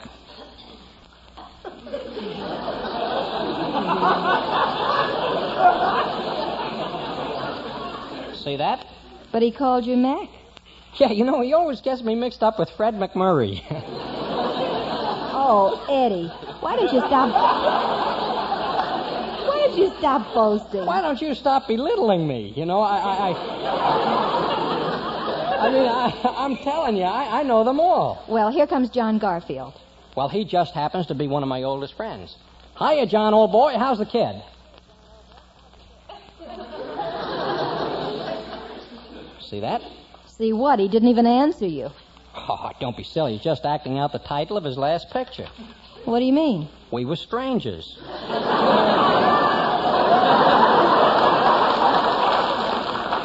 Yeah, you know them all right. So you still doubt me? Well, now you hurt my feelings. Just a minute. Look who's coming along now. Get a load of this. Hello, Spencer, old boy. How are you? Well, if it isn't Eddie Bracken. Hi, Eddie, old pal. Haven't heard from you in a month of Sundays. Call me sometime, huh? Will do. Well, Dottie, how about it? Who is that? My bookmaker. That's Billy Howard, you know, the bookmaker. I don't think you realize how serious this is.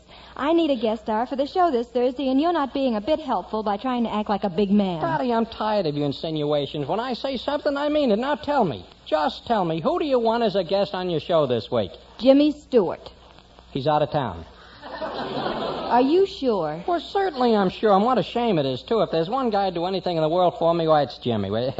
Just our lucky. He had to be out of town. Eddie. Huh? Look who's sitting at that table. Which table? The third one down. It's Jimmy Stewart. Dottie, that's not Jimmy Stewart. That is Jimmy Stewart. Ridiculous. In the first place, he's out of town. And in the second place, Jimmy Stewart's got a beard. A beard? Oh, so you want someone with a beard? Well, I can get you Gabby Hayes. That's all I have to do. I just have Waiter. to... Huh? Waiter. What is it, Miss Lamore? Who's the man sitting at that table? Gabby Hayes. No. The next table. Oh, that table. Oh, anybody knows who that is. That's Jimmy Stewart. Thank you. You're welcome, Miss Lamore. Well? Well, I guess it's Jimmy, all right. Well, Dottie, what are you going to eat? I think that you ought to have some... Eddie. Nice pig's feet and... Are you or are you not... Are you or are you not going over to ask him? But, Dottie, he's a busy man. He's always talking deals. Look how busy he is now. He's talking to the busboy. Well, that's what I say. He's got deals with everybody, this man. All right. Let's forget it. Just admit you don't know him at all, and we'll forget the whole thing. Oh, yeah? Well, I'm going right over and see him. I'll prove he's a pal of mine. I'll be watching. He will.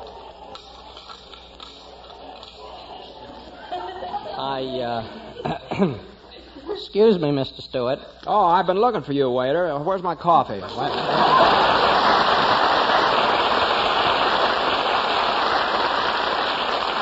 Well, you see, I'm not your waiter. Well, that is, Well, I don't understand. I've never seen you before, and I got a lot of things to think about right now. Look, would you please smile when you talk to me? Smile? Yeah, look happy. Be kind of glad to see me. Kind of glad to see you. What do you want? What is this?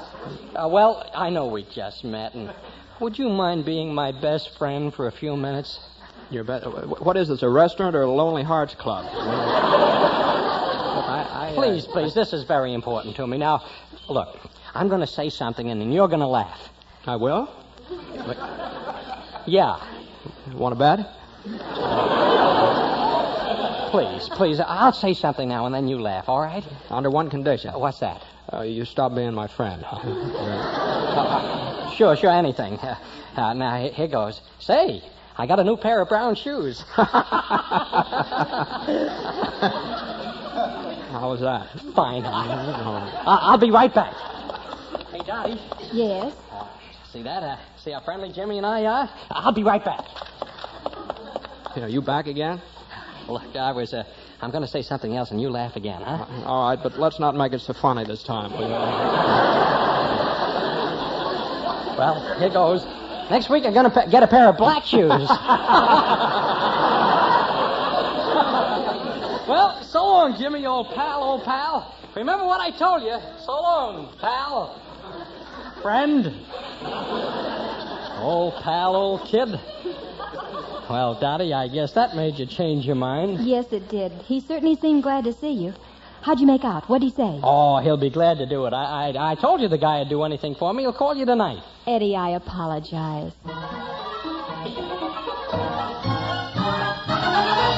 Back in the early days of the Soundies, the movie screens were flooded with musicals and Tin Pan Alley serenades.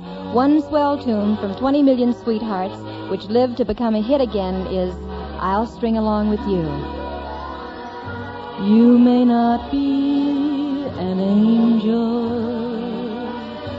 'cause angels are so few. But until the day that one comes along, I'll string along with you. I'm looking for an angel to sing my love song to. And until the day that one comes along, I'll sing my song to you. For every little fault that you have, say I've got 3 or 4. The human little fault you do have just make me love you more. You may not be an angel, but still I'm sure you do.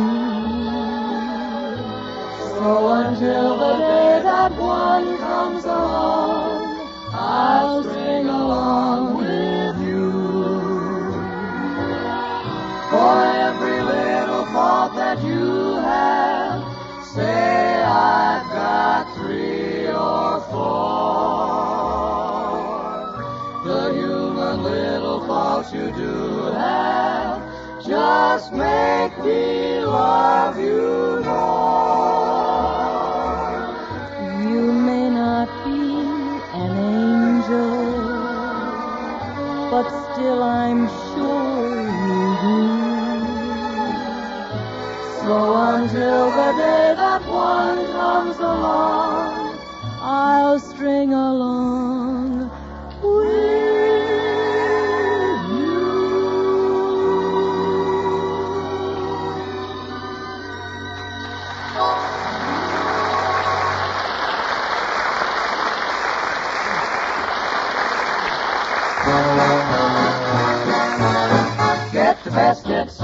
Sealtest. And get the Sealtest flavor of the month for the best ice cream eating ever. It's real strawberries, smooth as velvet ice cream as only Sealtest makes it, with the irresistible flavor of juicy red ripe strawberries. And for extra goodness, big luscious pieces of strawberries winding all through it. It's the real thing, all right, flavor-rich, creamy smooth, and every mouth-melting bite is famous Sealtest quality. Quality that has made Sealtest the most popular ice cream in America by an overwhelming majority. For the tops in ice cream treats, get real strawberry ice cream, the flavor of the month at your nearby Sealtest soda fountain. And always, get the best, get Sealtest.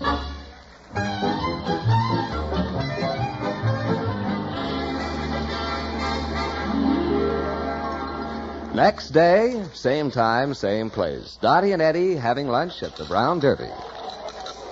A fine pal you've got. I might have known I couldn't depend on you. Dottie, after all I've done for you, what's the matter now? It's your good friend, Jimmy Stewart. He never called me last night. He must be out of town again. Oh, let's not start that again. But here we are, and I still don't have a guest star for this week's show. Oh, that's Jimmy all over. He's such an absent-minded guy. You know, one time Look, I don't care if he is your best friend. The next time I see him anywhere, I'll give him a piece of my mind. I'll tell him what I think of him, and I don't... Dottie, no. Look, you got him all wrong. He'll probably still call you. Maybe he'll call you here. I'm sure he knows you're eating the Derby every day. Dottie, I know he's going to call you any minute. I doubt it. Oh, I'll bet you he calls you. Excuse me, Dottie, I got to get a pack of cigarettes. I beg your pardon, Miss Lamore. What is it, waiter? We're having a very busy lunch hour, Miss Lamore, and there's a customer who's in a hurry. Would you mind if he shared your table? Not at all. Who is he? It's Mr. Jimmy Stewart. Oh, bring him over. I'd just love to see him. Thank you. Oh, Mr. Stewart, this way, please. Thank you very much, waiter. Oh, Miss Lamore. Well, it sure is nice of you to let me share your table. I'm Jimmy Stewart.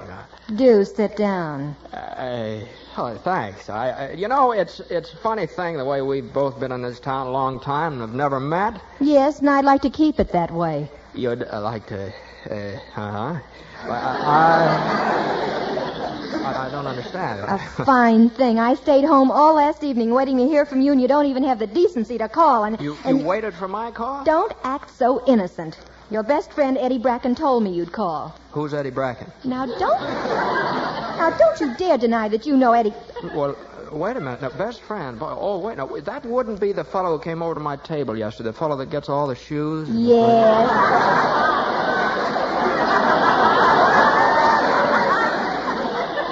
Yes, and you promised him you'd be on my radio show this Thursday. Well, now, look, I'd love to be on your radio show, but believe me, I never saw that fellow before in my life, and he didn't mention your radio Mr. show. Lamore, there's a phone call for you. I'll plug the phone right in here. Thank you. Hello? Hello, Dottie.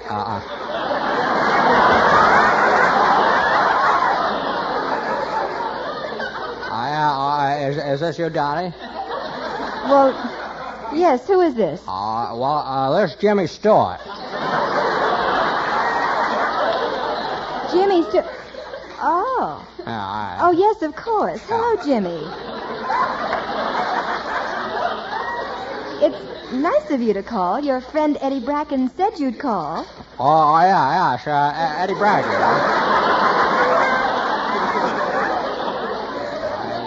He's a fine boy, Eddie. Salt of the earth, you know. None better. Best friend I've got, you know. Talented, too. About your radio show, I'd love to do it. Well, yes, Eddie said you would. Oh, I'd do anything for.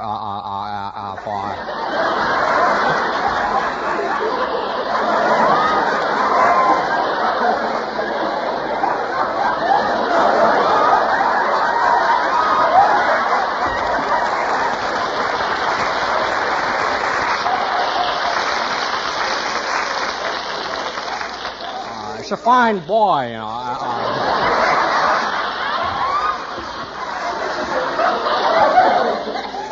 Best friend, Yes, I know. We went through all of that.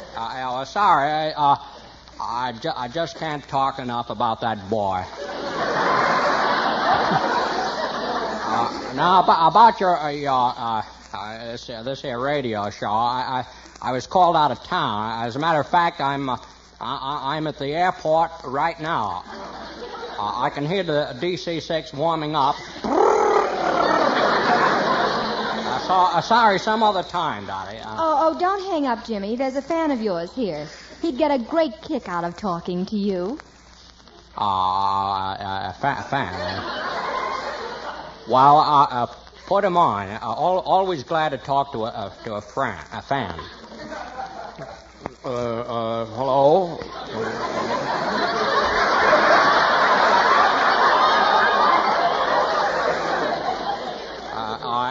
Yes.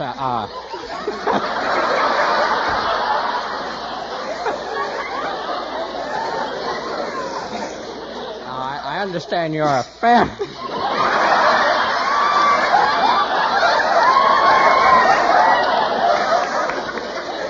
I hope we have time to get through with the show, too. What'd you say? I'm a fan of you. No, I'm a fan of yours. Oh, I see. Yes, I make a point of seeing every picture you're in. What are you doing these days? As a matter of fact, I've just finished a picture, you know. The Stratton story. Are you in that one too? I say, your voice sounds familiar. That's funny. So does yours.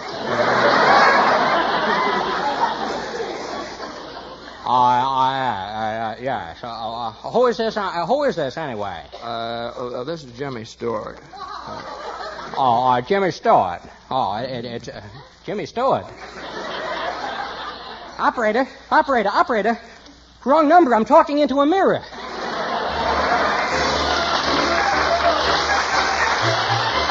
a song hit that didn't originate in Tin Pan Alley, but whose lyrics were composed in a veterans hospital by Stanley Rashinsky, a patient. We all could take a tip from Powder Your Face with Sunshine. Powder your face with sunshine.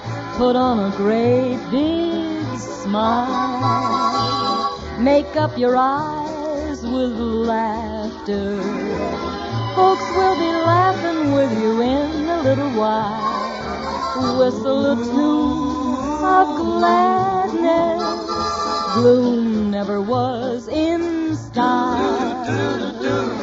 The future's brighter when hearts are lighter. Smile, smile, smile. Whistle a tune of gladness. Who never was in style. The future's brighter when hearts are lighter. Smile, smile, smile. Smile, smile, smile.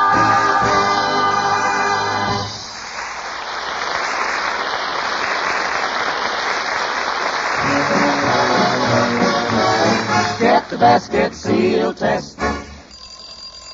Don't be alarmed. That's just a reminder to get the ice cream that's ringing the bell with everyone. Sealtest Real Strawberry. Once you taste that wonderful wake-up flavor, you'll agree there's nothing like it. Famous Sealtest ice cream packed with the sunny, zingy flavor of real sun-ripened strawberries. It's a cinch to wake up your appetite, so take time out tonight for a refreshing dish of real strawberry ice cream. The Sealtest flavor of the month. And whenever you crave ice cream, give your Sealtest dealer a ring or stop in and get the basket Sealtest.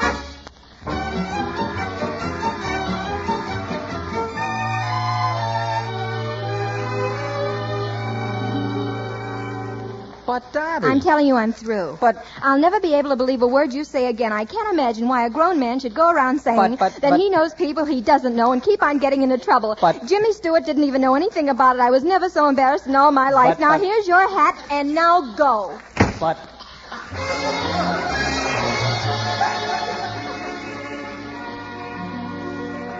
right over there, driver. I think that's Jimmy Stewart's house right on the corner. Right.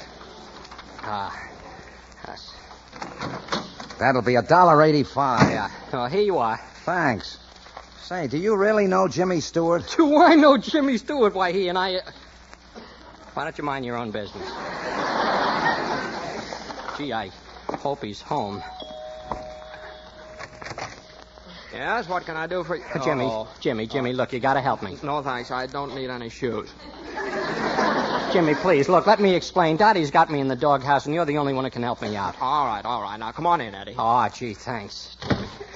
There, now, what do you want me to do? Look, I know I was wrong, and I'm sorry. The only way we can straighten this thing out is for you to do her show this Thursday night. Well, Eddie, I offered to do it when I was having lunch with her at the Derby, but after your phone call, she was so embarrassed that she just dashed out of the place, left me sitting there with the check.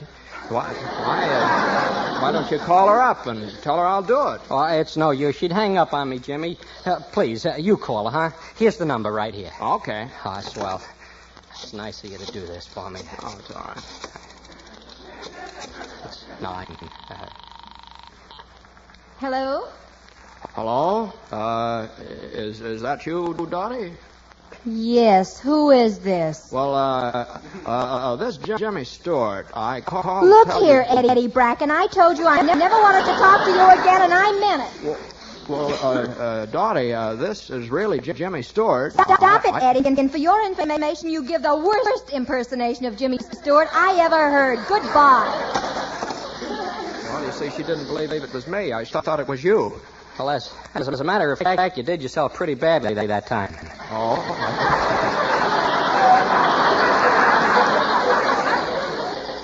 Gosh, I got to square myself with her somehow. Wait a minute, I got an idea. I'm sure there's going to be a humdinger. What is it? Look, I'll call Dottie, and I'll say I'm you. And when she hears me imitate you, she'll realize that it was really you and not me who just called me. You. Her. Oh, yeah. Why, she'd know the difference in a minute. Sure. And then she'll call you back and apologize, and then you can tell her that you'll be on her show. Oh, there's no question this will work. This is bound to work. Yeah. I got the number right here.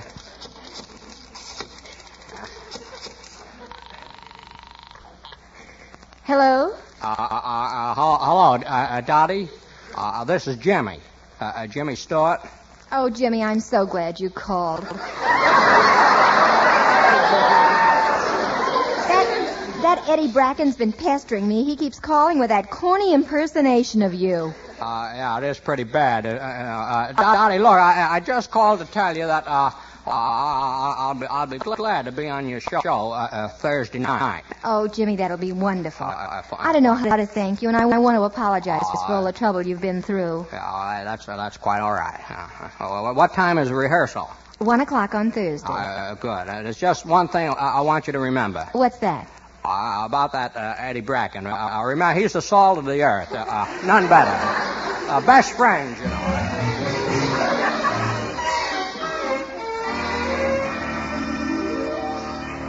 Hello, Dottie. Am I in time for rehearsal? Right on the dot. Hello, Jimmy. Hello, Eddie. Well, Dottie, what do you have planned for the show? Well, I've been pretty angry at Eddie for what he did, but after thinking about it, it gave me an idea for the show. She gets all her ideas from me. Where do you get yours from? Quiet, Eddie. Quiet, Eddie. Here's what I thought we'd do.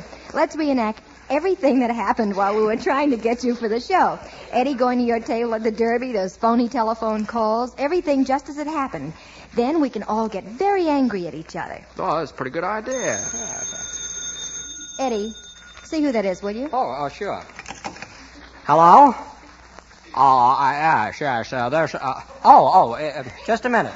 It's for you, Jimmy. Thanks. Excuse me, Dottie. Hello. Yeah.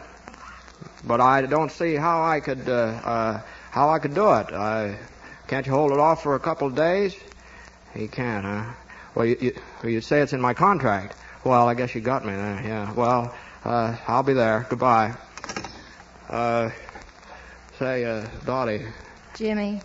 Break it easy. Yeah. Retakes on my last picture. I have to fly to New York in an hour. I feel like a heel doing this to you, but it's in my contract, and I've just got to do it. Oh, I understand, Jimmy. Maybe some other time. First week I'm back, I promise. I have to get right out the airport now. So long, Dottie. Goodbye, Eddie. So long, Jim. Oh, fine. What am I going to do now? The show is tonight, no guest star. Now I'm really in a hole. Dottie, what are you worried about? What am I worried about? What do you think the sponsor's going to say? Dottie, relax. Relax, but I haven't got a guest star. Who do you want? Just name it. James Mason, Gregory Peck, Ronald Coleman? Oh, no. Here we go again. There is no...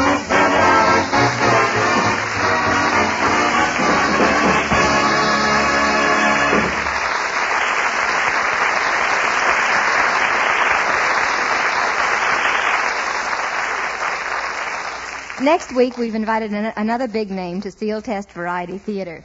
So if you'll stay with us for just a minute or so, we'll tell you about our All-Star Thursday lineup. Right now, here's a word about the products of the people who help us put on this show.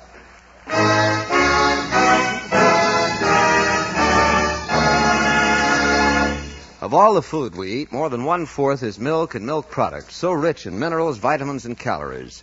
Most mothers will tell you they depend on milk more than any other single food to help keep their families healthy and strong. National Dairy home economists are constantly at work searching for new ways to utilize the high food value in milk. Our model kitchens are busy originating and testing new dishes that are appetizing as well as nourishing. And National Dairy dietitians prepare booklets and work with schools, churches, consumer organizations, and women's groups giving lectures on some of the new discoveries in nutrition. And of course, at all National Dairy plants, daily laboratory tests are made to check purity, food value, and taste. It's part of our quality control program to assure the highest possible standards for all National Dairy products. Day after day, the search continues for new ways to improve our service to the public to keep the costs low and National Dairy products high in quality, the best.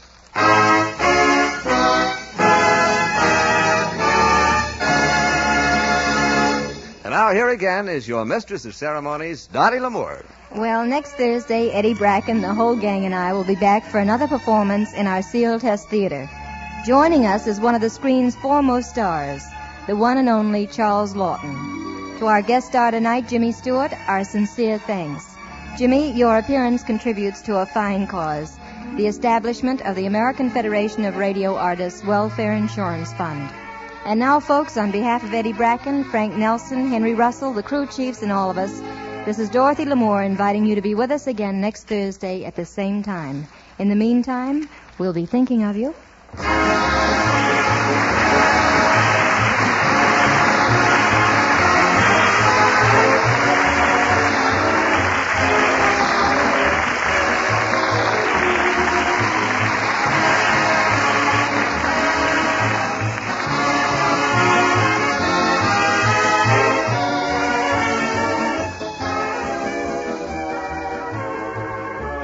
Tonight's Sealtest Variety Theater was written by Howard Harris and Sidney Zelenka. Direction is by Glenn Hall Taylor. Jimmy Stewart is currently starring in the Metro-Goldwyn-Mayer production, The Stratton Story. Tune in again next Thursday evening when Sealtest again presents Sealtest Variety Theater, starring Dorothy L'Amour and Eddie Bracken. And as our guest, Charles Lawton. Sealtest Incorporated and Associate Companies are divisions of National Dairy Products Corporation. This is John Lang speaking.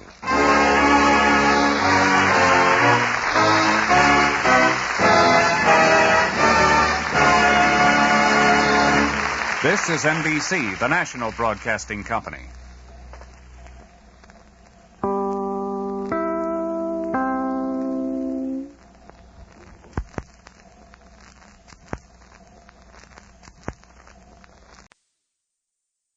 If at first you didn't succeed, there's always a second chance.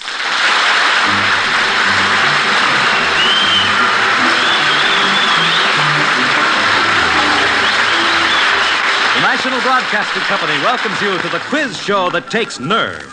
A program for people who are willing to take a second chance. He proves that opportunity can knock twice. Johnny Olson.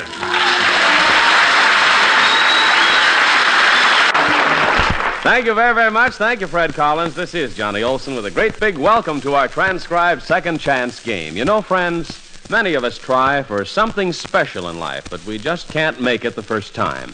However, I know that all of us respect and admire a person to whom failure means but one thing, a second chance. These are the determined people who will be playing our Second Chance game, contestants who have merited selection from your letters and from the audience. But now here's Fred with our first contestant.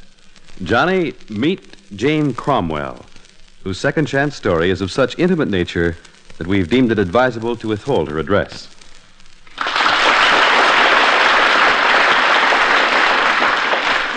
Hello, Jane, and welcome to our Second Chance program.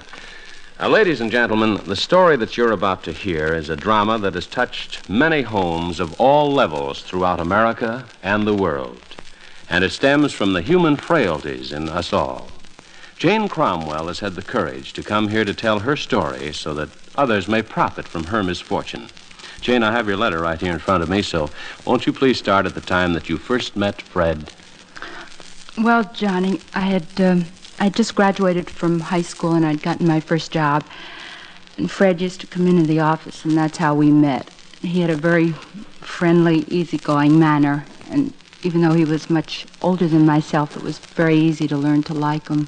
And then you and Fred started going out together, right? Well, yes. We started dating pretty constantly, and I just fell very, very much in love with him. And I thought I was about the happiest person in the whole world.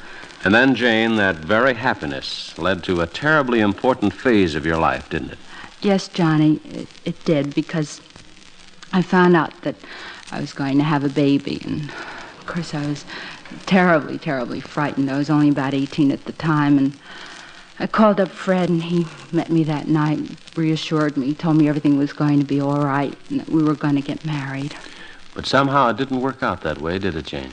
No, it was always something, and then Fred had to go away on a business trip. It was going to take him 1 week. He was going to be back, but Fred never did come back. Jane, your letter tells how bitter and disillusioned you were, that you thought of suicide, many, many other things, too. But finally you built up enough courage to face your parents and tell them exactly what happened. Yes, that was the thing I dreaded most. I mean, I knew I'd made a mistake, and I knew I'd have to pay for it, but to hurt the people that had been so wonderful to me and who had loved me all my life just seemed so unfair. Bring shame and disgrace on them. Put it out my whole story. And my parents, well, God bless them, they were so wonderful to me. They just understood, and they took care of everything.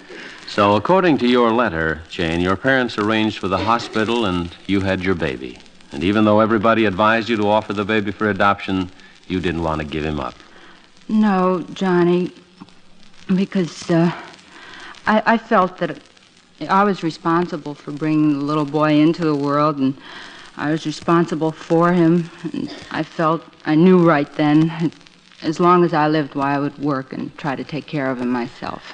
Jane, I notice here where you also say in your letter that you knew that you couldn't stay in your hometown and be fair to your son. It was too much for you to face people every day who knew about your past and who knew you as a child.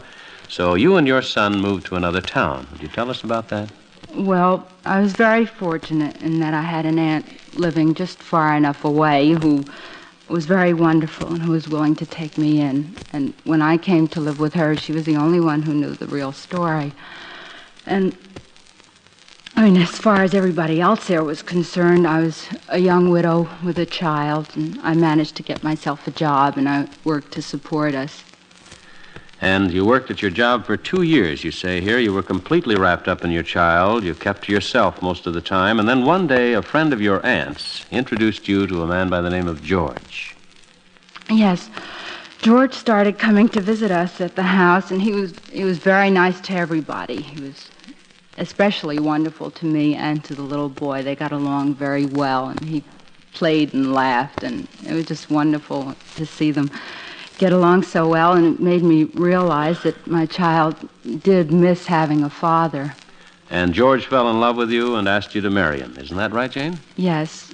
I kind of knew before that I was in love with George and that he was in love with me, and it was so wonderful because he got along with the baby so well.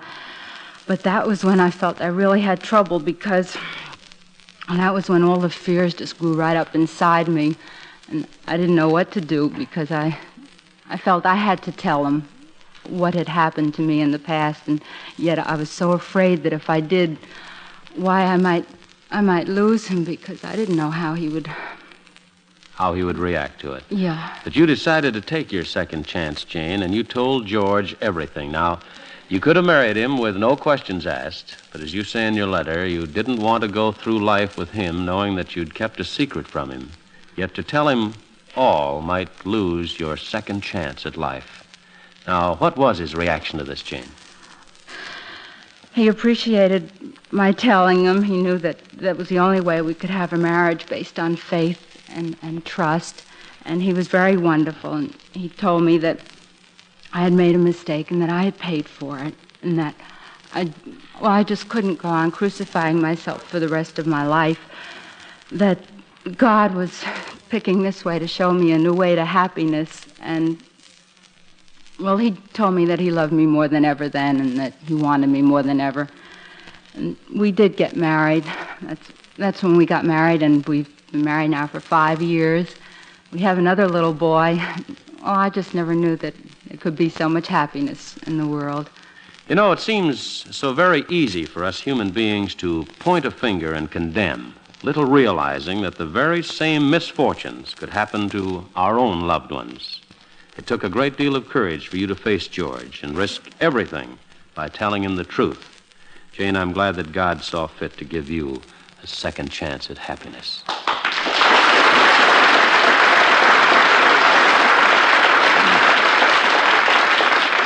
Well, Jane, you've shown your spirit and courage, and that certainly qualifies you to play our second chance game. Here's your first win-or-lose question for $10.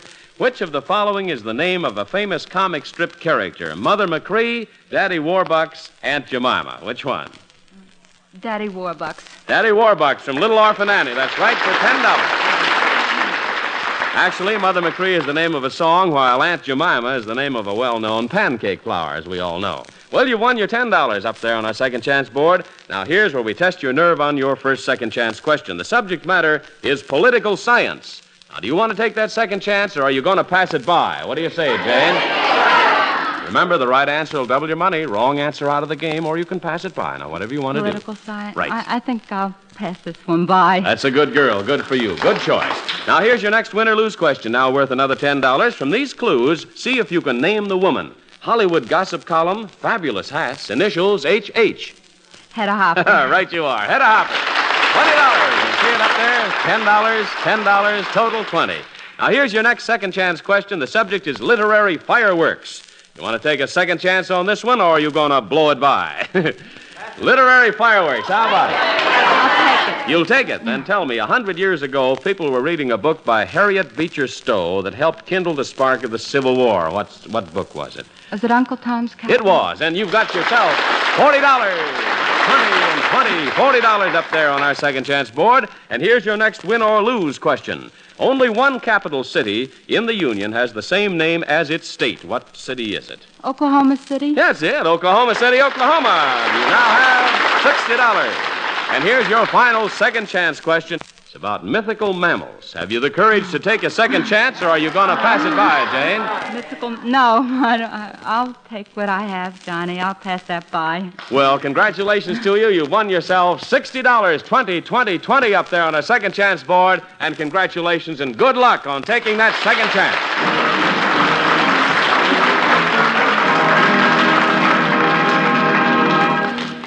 Ladies and gentlemen, in addition to those second chance letter writers who are invited to attend the broadcast here in New York, you have the opportunity of participating on Second Chance from your own home by becoming a winner on our exciting Second Chance Letter of the Week contest.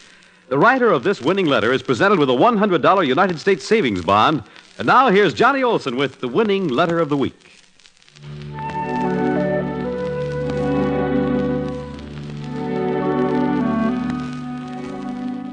Dear Johnny, it was more than 40 years ago, like the story of Cinderella, and it happened to me.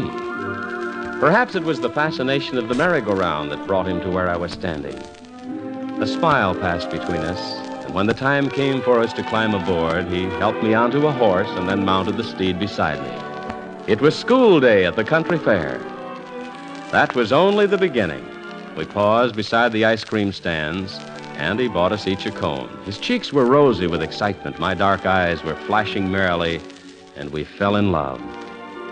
We walked hand in hand to view the poultry and the pigs and the tiny woolly lambs, but we didn't see a blessed thing except each other. It was wonderfully romantic. We grew up loving each other. He said that after we were married, we'd live in South America. It frightened me. I didn't want to think of leaving home and friends and parents. I loved him, but I didn't wish to go so far away. I was a hometown girl, and I wanted to be a hometown wife. I tried to tell him so that he'd understand. He went away to the university, and he kept pleading in his letters for me to marry him. Well, finally, I wrote and told him that I had pledged myself to another.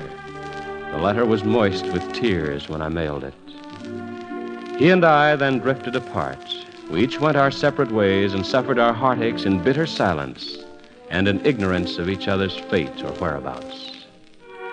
But the love which had been fired in our youthful hearts glowed on all through the years. It burst into flame when we were suddenly reunited 40 years later. There was no use for words. We both knew and understood. Fate had given us our second chance.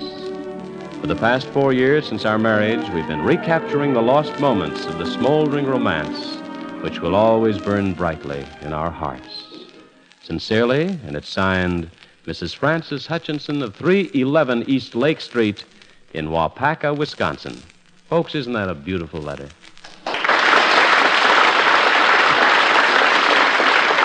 And Mrs. Hutchinson, your story makes us realize that some higher guiding hand puts purpose into things that happen to us. The events of your youth came tumbling back years afterwards to bring joy to your later life. Some of us become impatient and discouraged when a second chance is not offered to us immediately, but you, Mrs. Hutchinson, waited 40 years for your second chance, and now your happiness shines through to all of us. A $100 savings bond is being mailed to you for your winning letter of the week. May you and your husband be eternally blessed. Friends like Mrs. Hutchinson, you too can win $100 United States savings bond if your second chance letter is chosen by our judges to be read over the air. Our next winning letter will be read next Friday, so keep those letters coming because each and every Friday, Johnny will read a winning letter over the air. Judges reserve the right to edit all winning letters, so why don't you sit down tonight and write your second chance story to Second Chance Program, the National Broadcasting Company, 30 Rockefeller Plaza, New York City, New York, and win a $100 United States savings bond.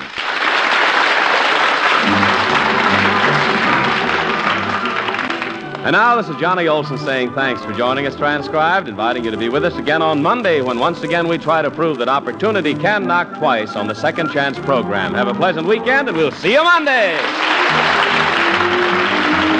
This has been an NBC Radio Network production.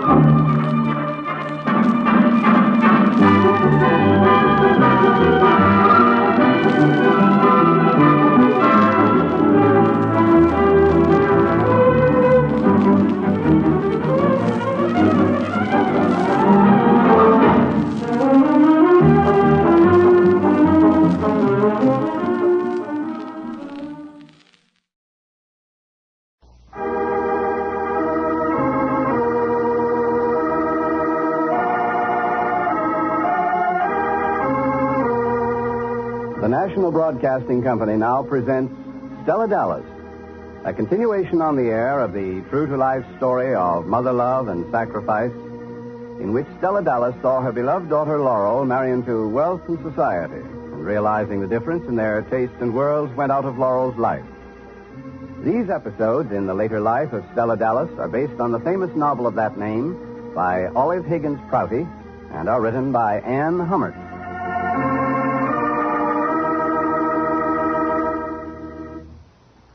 Donato Mascati is the name of a man in Italy. A man who needs your help. He has a wife and 7 children. They live in one room that was once a garage. It has rough stone walls and a cement floor. All day long, the family huddles around a little pan of glowing coals, their only source of heat. Donato's a junk dealer, and when he works, well, he can earn as much as $1 a day. When the weather's bad, he can't work. 7 children, 2 adults, living on an occasional $1 a day. Now, what do they eat? Never meat, never milk for children. Bread, potatoes, spaghetti, but never enough of that either. Donato is one of 7 million people in Italy called the underemployed. More than 2 more million are not employed at all. These are among the many people around the world who need our help this winter. And for just $1, they can receive a 22-pound food package in your name through CARE. Join this food crusade today.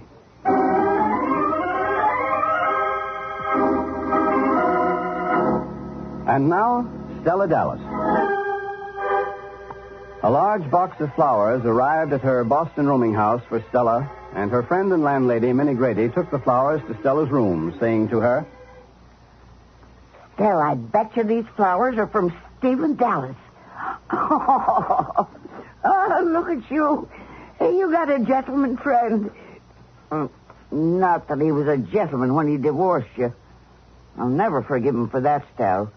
Leaving you when your daughter Laura was just a bit of a thing. Oh, Min, look at these pale yellow roses. Yeah, they're beautiful. Poor Stephen. Huh? Poor Stephen? Well, yes, he's poorer than he was before he bought all them flowers. Oh, I mean, he's trying so hard, Min, to make me think this is personal. That he's staying here in Boston instead of going back to Brazil because he wants to see me. What Stephen wants is for me to give him back title to all his South American holdings. The South American holdings Stella is talking about are those represented by a paper which Stephen jokingly presented to Stella at the time they were married, giving her title to all his holdings and properties in Brazil, then practically worthless, but today worth millions of dollars. Stephen has a business partner named Raymond Wiley, and it was largely Raymond's work that created this empire, and was ordered Stephen to marry Stella again and regain ownership of the empire, or Raymond says he will kill Stella. Now Stella has put the box of flowers down on the table in her room, and she hands the accompanying note to Minnie Grady, saying, Yeah, Stephen's really in there pitching, Min. Read this note he sent me with the flowers. It says, Dearest Stella, thank you for a wonderful evening. Having dined with you and Laurel was, for me, the nicest thing that's happened in many years. I look forward to luncheon today. Yours, Stephen. Well, lunch today, Stella? Are you going to have lunch with him? Yes, I am, Min. Oh, he made it seem like it would be a favor. Stephen's awful scared of something. I think he's scared of his business partner, Raymond Wiley. And I sure can understand how Mr. Wiley would be upset, Min. After all, he spent years building an empire down there in Brazil. Coffee and rubber and diamonds and so on. And now all of a sudden he finds out that Stephen gave me title to that property years ago. Well, you told Stephen Dallas why you're keeping title to it, Stella. Oh, I told him a dozen times, Min. For your daughter Laurel. Sure. Because if Stephen should die, then I can give everything to my Lolly. As long as Stephen lives, I can't give the empire to her or sell it or anything. I can only hold on to it. The paper says if you should die first, Stella, everything goes back to Stephen. That's right, Min. Have you thought about that, Stella? What I mean is, you got control of millions of dollars here. And people have killed for less than that. Killed? Oh, Min. Stephen Dallas. I ain't talking about Stephen. What? You say he's scared. You say he's scared of his business partner, this Raymond Wiley. Well, you're standing between him and that fortune. But I ain't really, Min. I told him I won't take a penny out of what they make down there. They can go on just like they always have. I won't bother them. I'm only keeping ownership so in case anything happens to Stephen, I can sign over the empire to my Lolly. But suppose this, Stella. Yeah? Suppose without you in the picture, Stephen had died. This Mr. Wiley is his partner, so he'd have taken over the empire, wouldn't he? Well, I guess so. Now do you see what I mean? All right, Min, I admit it. I've thought about this, too, but I just didn't want to talk about it. You could be risking your life, Stell. Oh, I could be, but it ain't positive. Stell, go to the police. To the police? Go to them with what, Min? Tell them everything. Tell them Raymond Wiley might kill you. Oh, Min. Tell them, Stell, you got to. But I got nothing to tell. Your life's in danger. And you sure can tell them that. I bet I know the rest of it, too. Raymond Wiley, see? He was going to kill Stephen to get him out of the way. Oh, now, Min, slow down now. And then Stephen remembered he didn't own that property in South America because he gave it to you years ago, Stell. So that moved you into first place on Wiley's list. First, he's got to get rid of you so Stephen will own everything, and then he'll kill Stephen, too. Oh, Min, you're getting pretty fanciful, ain't you? You're letting this run away with you. Stell, go to the police. You gotta go to the police. They'll protect you. But protect me from what, Min? A lot of guesswork? Nothing's happened. I ain't been shot at or anything like that. Oh, now listen to me. Sure, Stephen's acting scared, but maybe he's only scared of having to go back to South America and face Raymond Wiley and get into a knockdown, drag-out argument. Yeah, that may be all it amounts to, Min.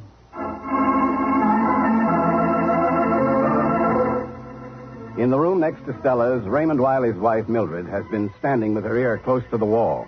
Posing as a Mrs. Hill, she rented this room. And now she leaves it quickly to go to the Boston hotel where her husband is staying. Now there in the suite, she says to Raymond, Well, Raymond, I just had a unique experience. I just listened to a conversation about you and your intentions. And it couldn't possibly have been closer to the truth. What do you mean, Mildred? Stella Dallas and her landlady, that Mrs. Grady, were talking in Stella's room. Yes. And Mrs. Grady called you right down the line, my darling. She said you'd planned to kill Stephen so that you could take over the empire. Now Stella's in your way, and you intend to kill her so that ownership will revert to Stephen. After which you'll kill him. This Mrs. Grady is an astute woman. Yeah, she made you sound terribly bloodthirsty, sweetheart. I think I am, Mildred. Does Stella suspect you are my wife? No, Raymond, no. Does she suspect that I am here in Boston? Well, she didn't say anything about it. She may have an errant thought or two on the subject. One thing she's noticed is Stephen's nervous. Yes, he goes about with his knees knocking, Mildred. Yes, Raymond. If Stephen cannot persuade Stella to remarry him, if he cannot do that to regain ownership of the empire... And I don't really expect him to persuade her, Raymond. No, nor do I. Then their death should be simultaneous. Stephen and Stella? As you said, if I have to kill Stella, Stephen will panic and go down to the police. The only way to prevent that is to kill them both at once, so that they won't have time to get to the police. Now then, this is what we have to decide, Mildred. How can that be done the safest way for us? Well, let me see, Raymond. Let me think.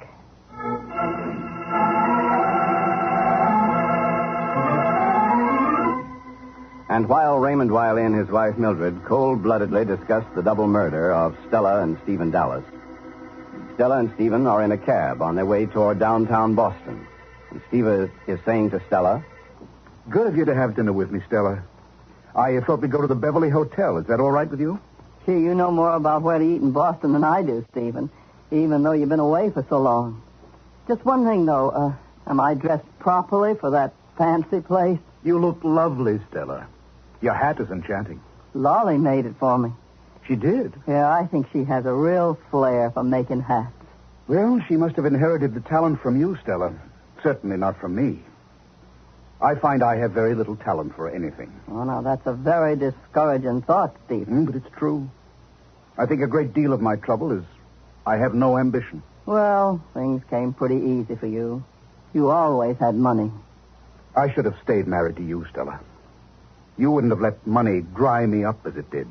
The atrophy of money. Oh, it don't have to be like that, Stephen. I know it doesn't.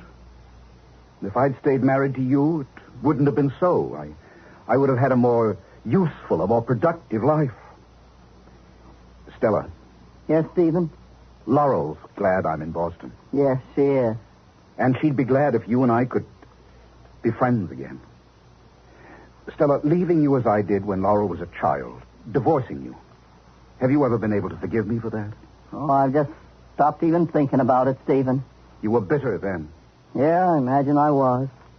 Oh, but to tell you the truth, I don't remember too well. All the years between have wiped it away.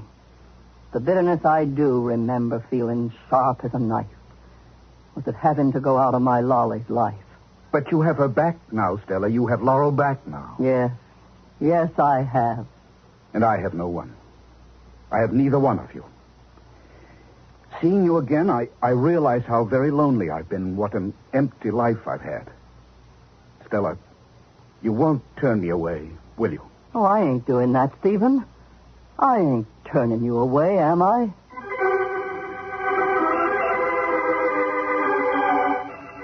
Stephen Dallas looks searchingly, hopefully at Stella, but her smile is not as complete, as outgoing as it should be, and he checks his words, thinking, I can't do it quite yet. I can't yet ask Stella to marry me again. But to save her life from Raymond Wiley, she's got to marry me, so that I can get back ownership of those holdings in Brazil. Be sure to listen tomorrow, same time, same station, to Stella Dallas.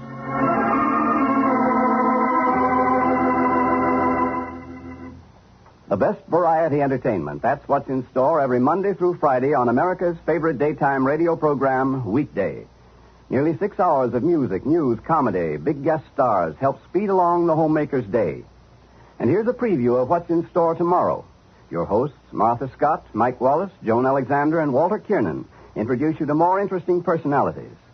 Singing star Dennis Day makes his appearance and gives weekday listeners a sample of his warm and popular singing style. And there's a visit with another fascinating person, evangelist Billy Graham. Then in time for your Christmas preparations, Charlotte Adams contributes tips on easy holiday cooking. And Bert Backrack has more suggestions on last-minute gifts. Of course, there's fine dramatic entertainment, a new complete short story, and another installment in Max Ehrlich's novel, First Train to Babylon. While to keep you well informed, you'll hear news each hour on the hour by 5 top NBC commentators. Join Weekday tomorrow morning on this station.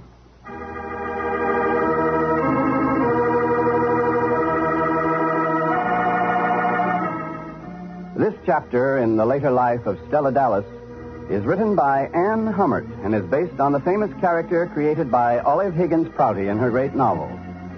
Today's episode of Stella Dallas was brought to you by the National Broadcasting Company. Stella Dallas will be on the air at this same time tomorrow. This is Howard Claney speaking.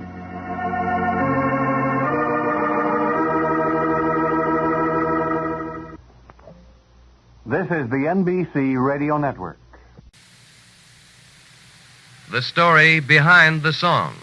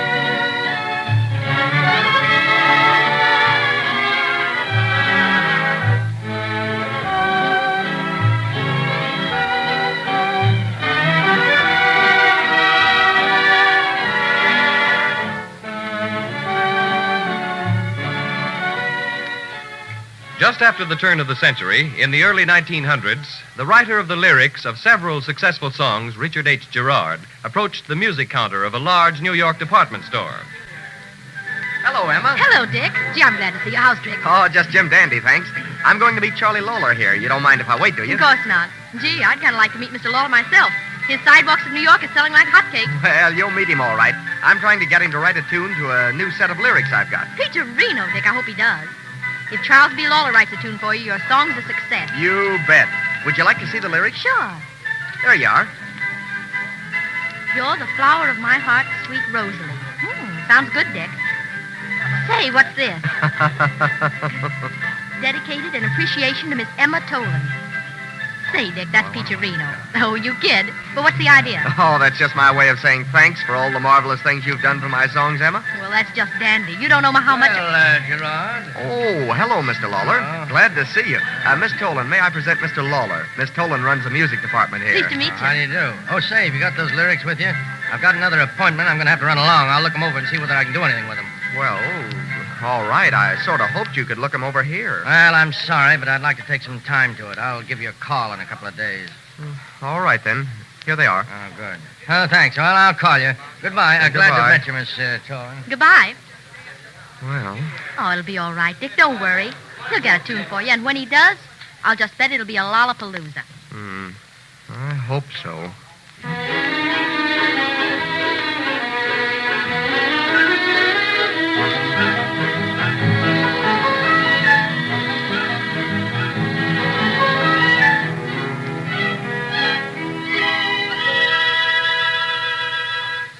Hello, Emma. Pat Howley said you wanted to see me. Yeah, Dick. I got something for you. Oh, for me? Fine and dandy. What is it? This. Oh, the lyrics. Yeah. Mr. Lawler said he was passing this way and thought he'd leave him here. He said he'd call you in a couple of days. Call me. Well, I guess he won't have to call me now. This seems to be his answer. Oh, Dick, don't feel bad about it. Oh, it's all right. Doesn't matter. I'm used to it. But you mark my words, Emma. Someday that song dedicated to you is going to be published.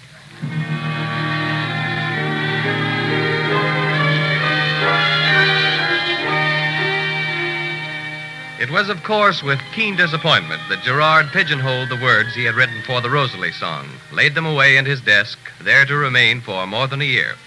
One day, then, in the studios of Howley, Haviland, and Dresser, music publishers, Girard and a recently acquired acquaintance burst into the office of Pat Howley. Hey, what's the matter? Where's the fire? Pat, excuse me. Do you know Harry Armstrong? Sure, why not? Pat, you know that song I've told you about? What song? You told me about hundreds of them. You know, mine. You're the flower of my heart, sweet Rosalie. Song? The last time I saw it was only a set of lyrics. Oh, it's more than that now. Harry and I have rewritten it. He's put a melody to it, and here it is. Let Harry play it for you, Pat. Here, Harry, the piano. Never mind the piano. Let me see the music. Well, all right. Here.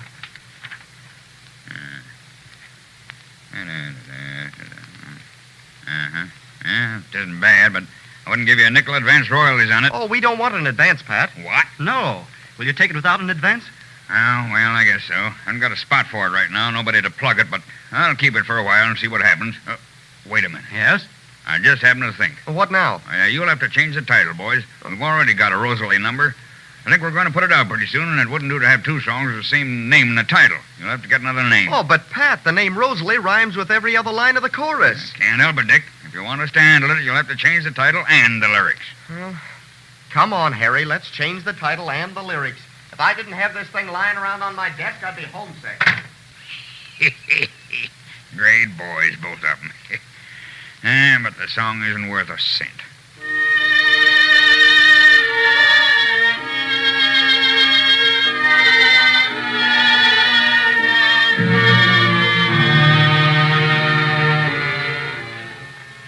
Hi, Dick. Oh, hello, Harry. How are you? Haven't seen you for a month of Sundays. What are you doing? Oh, still plugging along.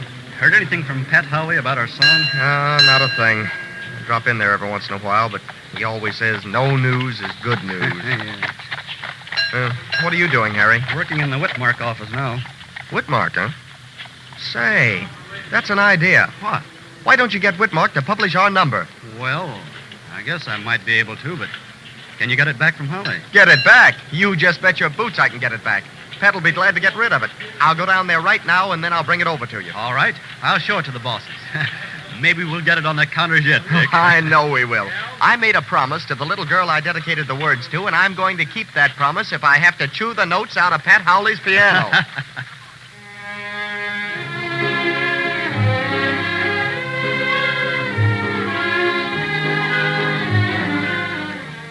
But that wasn't exactly necessary. No, Harry Armstrong did show the number to his bosses at M. Whitmark & Sons.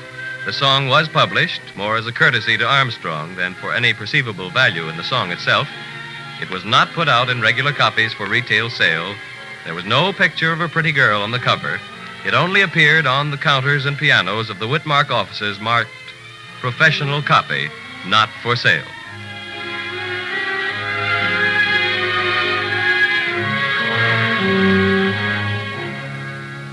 Month upon month passed, with both Gerard and Armstrong doing their best to interest some noted Broadway singer in their song, but with no success.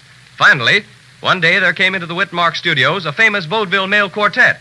Oh, hiya, Harry. Well, the Harmony Chappies in person. Well, you got a new specialty for us, Harry? Specialty? Well, Yeah. sure. Just look 'em over. Ah, now, don't show us all those over again. Why, every one of those have been out on the counters for weeks. Now, Mel, wait a minute. Not this one. Huh? Let me see it. It's published, though, isn't it? Yeah, sure. Ah, we don't want it. Harry, we got to have something for an extra closing number. Something that hasn't been out on the rack of every piano in the country by the time we hit town. You see, we're open on Keith Time next week, and we got to find something new. Haven't you got some new number that hasn't been plugged to death? Hey, what's this, Harry? Huh? You holding out on us? Look, Mel. Let me see it. What is this number, Harry? Where's it been? Why haven't you shown it to us before? Hey, wait. Words by Richard H. Gerard, music by Harry Armstrong. Did you write this? Yep, and if I haven't shown it to you, you're the only act on Broadway that hasn't seen it, and I might have turned it down. Say, let's go into the other room, boys. We'll try this out, see if we can work out an arrangement. Oh, my gosh. Operator, get me Chelsea 7889 as quick as you can. Gee, if they'll only... Hello, Dick? Harry Armstrong. Yeah, say, the Harmony Chappies are here. They've just taken the song into the other room, and they're trying it over. To use it in their act opening on Keith next week. Yeah. Can you beat it? Sure, come on over. We'll see what they say.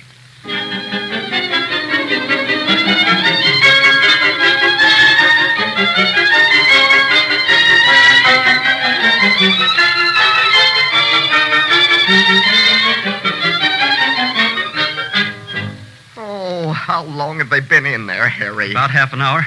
Quit walking up and down the floor like that, will you? You shouldn't be nervous. Oh, who's nervous? What about you? What are you tearing corners off that sheet music for? Huh? Me? Yes. Oh. Well, Harry, we think... Oh, pardon me. Mel Swain, I'd like to have you meet Dick Gerard, the writer of the words of the song. Oh, how do you do, Mr. Glad to Swain? meet you. Well, boys, we're going to use the number.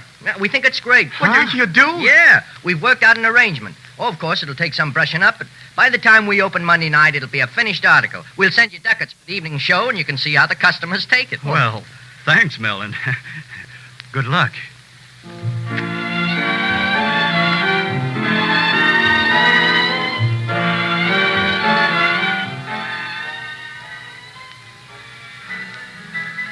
Well, Dickie, my boy, how does it feel to be the writer of one of the greatest hits ever written? The greatest hit, Emma, my girl. The greatest hit. Yep, our number's been doing better business than any other song this year. Oh, let's hope it keeps up for a while. You bet it'll keep up. And I might ask you, Emma, how does it feel to have your name on the first page? Dedicated in appreciation to Miss Emma Tolan. How does that feel? Peacherino, my friend. Peacherino. In the evening when I sit alone a-dreaming of days gone by, love to me so dear. There's a picture that in fancy oft appearing brings back the time, love, when you were near. Is it then I wonder where you are, my darling?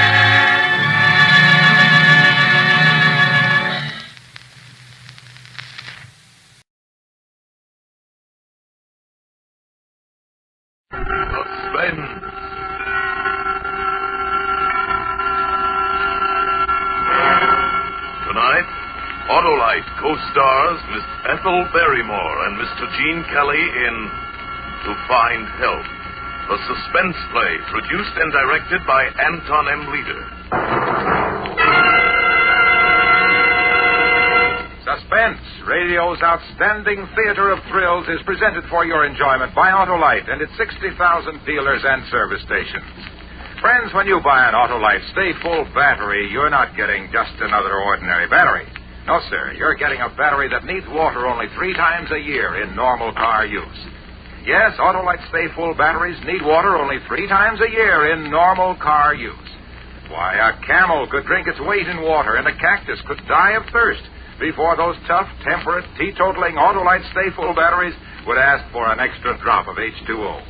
So, friends, switch to an Autolite Stay Full battery tomorrow. Remember, you're right with Autolite. Always right with Autolite. And now Autolite presents Gene Kelly and Ethel Barrymore in a tale well calculated to keep you in suspense.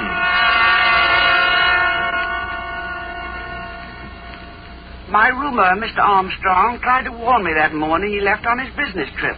I remember we were just finishing breakfast, and he was rather in a hurry. I don't care what you say, Mrs. Gillis.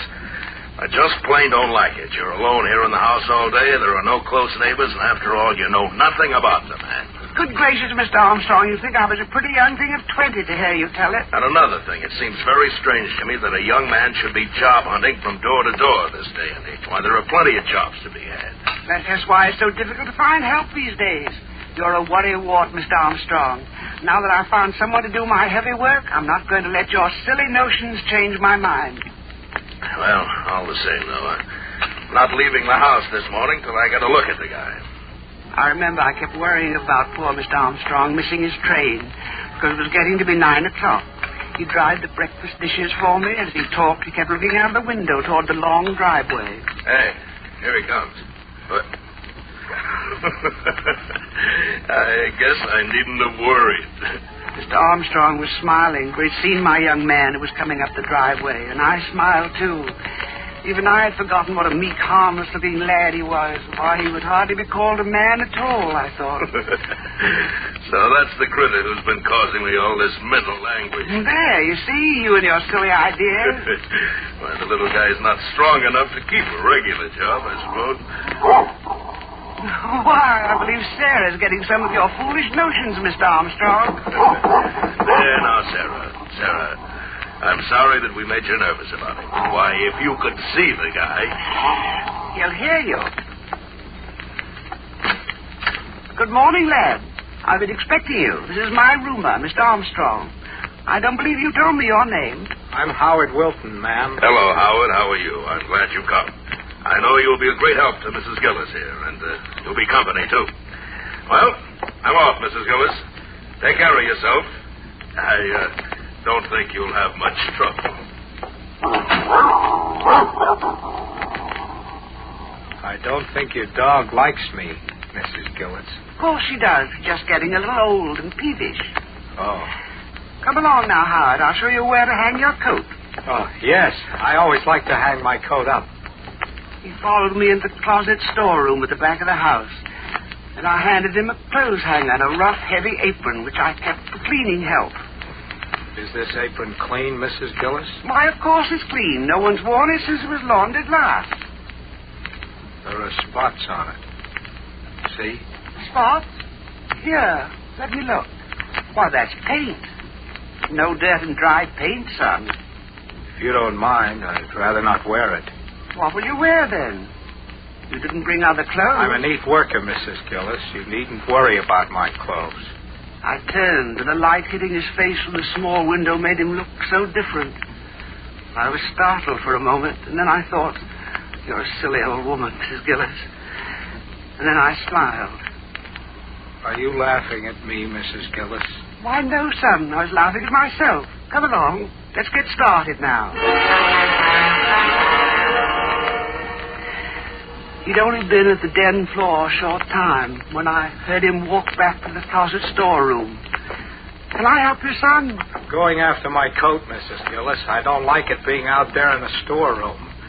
It's a breeding place for moths, you know. Now, son, it takes longer than that for moths to do any damage. Mrs. Gillis, perhaps you won't think it's quite so amusing when I tell you that it's my best and only coat. I didn't mean to hurt your feelings, lad. Where would you like to put it? In the kitchen, perhaps? No, the cooking fumes wouldn't be good for it. I'll take it right in the den with me. That is, if you don't mind. Go right ahead, Howard. If you don't mind. Suddenly, I was thankful that there was a phone. He was such a peculiar boy. I wasn't really alarmed. Not then, I wasn't. Still, it was good to know the phone was there and that old Sarah was still in the kitchen asleep.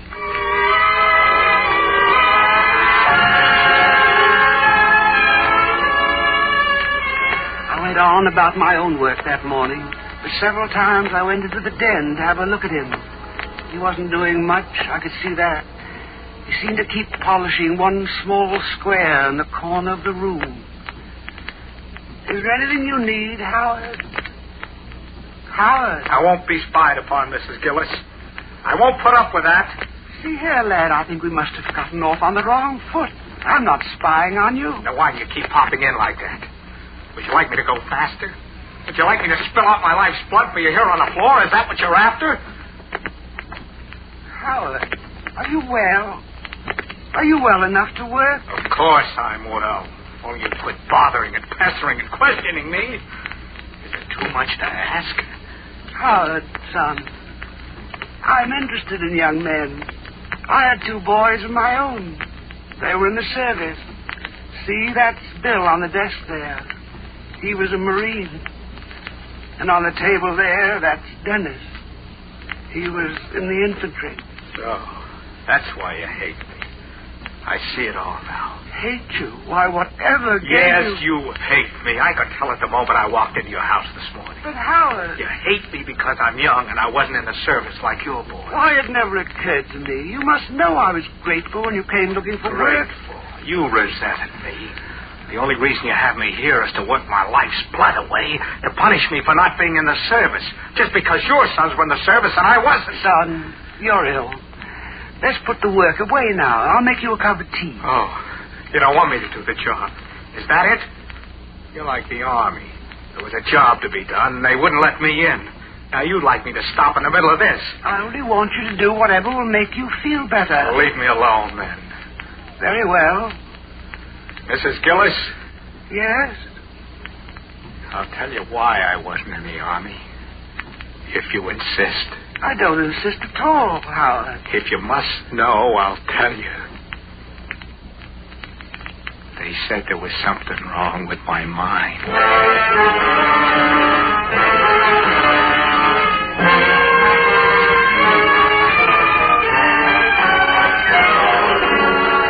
For Suspense, Autolite is bringing you Mr. Gene Kelly co-starring with Miss Ethel Barrymore in radio's outstanding theater of thrills, Suspense.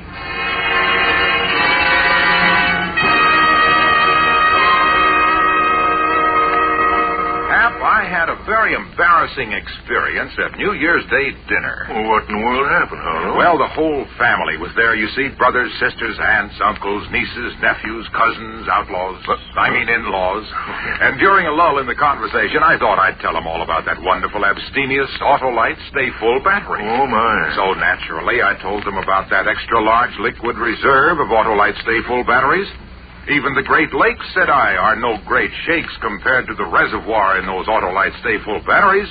Why, those batteries need water only 3 times a year in normal car use. I'm beginning to understand. And then, of course, I told them that Autolite Stay Full batteries give longer life than batteries without the Stay Full features. And then I explained... Now, wait a minute, Hunter. Did you say all this at your big family dinner? Yes, and here's the funny thing, Hap. Just as I was telling them how every smart car owner was switching to Autolite Stay Full batteries, 2 of my biggest cousins got up, came around to my chair, and carried me, chair and all, into the pantry. By Cornelius, the pantry was where I finished my New Year's dinner. Can you imagine my own relatives doing a thing like that to me? Well, that certainly was a dirty trick, Harlow, but quiet. Here's Suspense again. And now, Autolite brings back to a Hollywood soundstage Miss Ethel Barrymore and Mr. Gene Kelly in to find help. A tale well calculated to keep you in suspense. I just thought maybe you'd like to know, Mrs. Gillis. They said there was something wrong with my mind.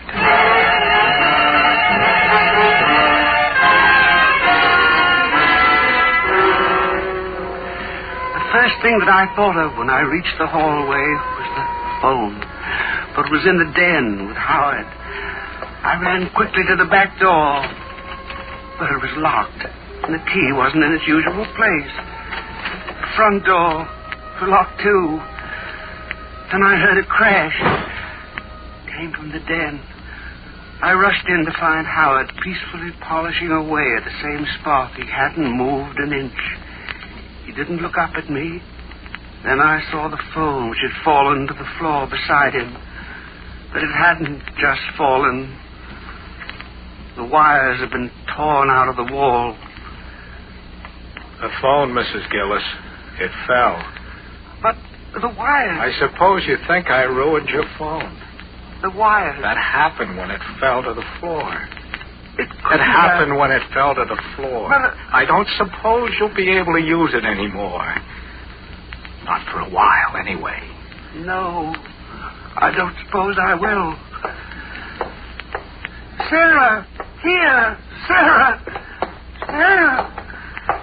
Mrs. Gillis, Yes. are you looking for your dog? Yes. I haven't seen her all morning. She was in the kitchen. Well, she's not there any longer. I know. Where is she, Howard? Where is she? Yes. Where is she? She's gone. Gone. If you've harmed her... She didn't like me, you know. See here. I've put up with enough. You tell me where my dog is, or... For what, Miss Gillis? You'll do what, Mrs. Gillis? What will you do? Sarah! She's gone, Sarah. Mrs. Gillis. I told you that. You've harmed my dog. Have I? You killed her. Poor old Sarah, who never hurt a thing. She would have hurt me. You're bad, Howard. You're wicked. You're a I'm coward. not a coward, Mrs. Gillis. Cowards are afraid to kill. Only a coward would kill a poor old dog. If I were a coward, I'd be afraid of you. And I'm not afraid of you. Let me out of here. I have strong hands, Mrs. Gillis. My fingers are like steel. I've never harmed you. No. And Sarah didn't either, but she would have if I hadn't harmed her first. Let me out of here. You're getting very noisy, Mrs. Gillis. Perhaps if I locked you in here, you'd calm down a bit. Howard!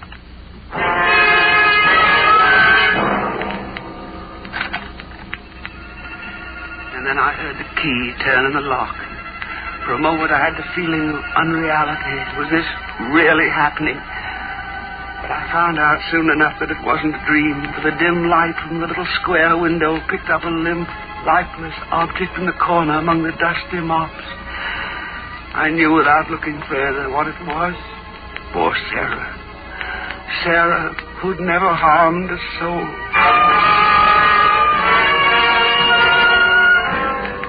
I don't know how long he kept me there. I could hear him moving about the house, but he finally came. He spoke to me through the door. Have you calmed down, Mrs. Gillis? Yes, Howard. Let me out. Why? Because it's warm in here. Because I want to get out. You were looking for your dog, weren't you? Never mind about that, Howard. Let me out. Mrs. Gillis, if I kept you in there, you wouldn't be able to spy on me ever again. I won't spy on you, Howard. Let me out. You know what I've been doing, Mrs. Gillis? No. I've been doing your den floors just like you asked me to. That's fine, Howard. It was fine, being able to work peacefully. Knowing that you were someplace where you couldn't bother me. I won't bother you, Howard. It was very peaceful. Nobody to bother me. Let me out, Howard. Will you promise to do as I tell you? I promise. Anything? Anything. Very well, then.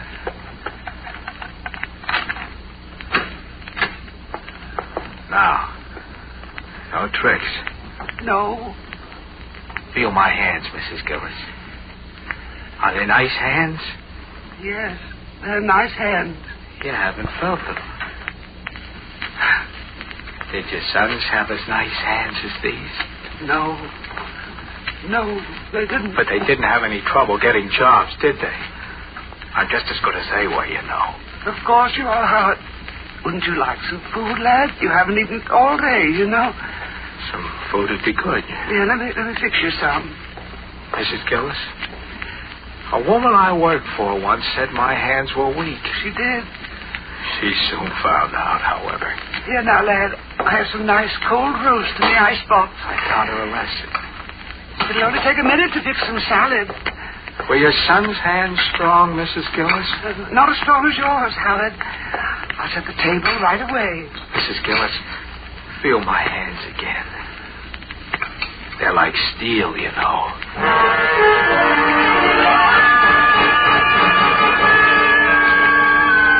I finally managed to get some lunch on the table. Howard sat beside me.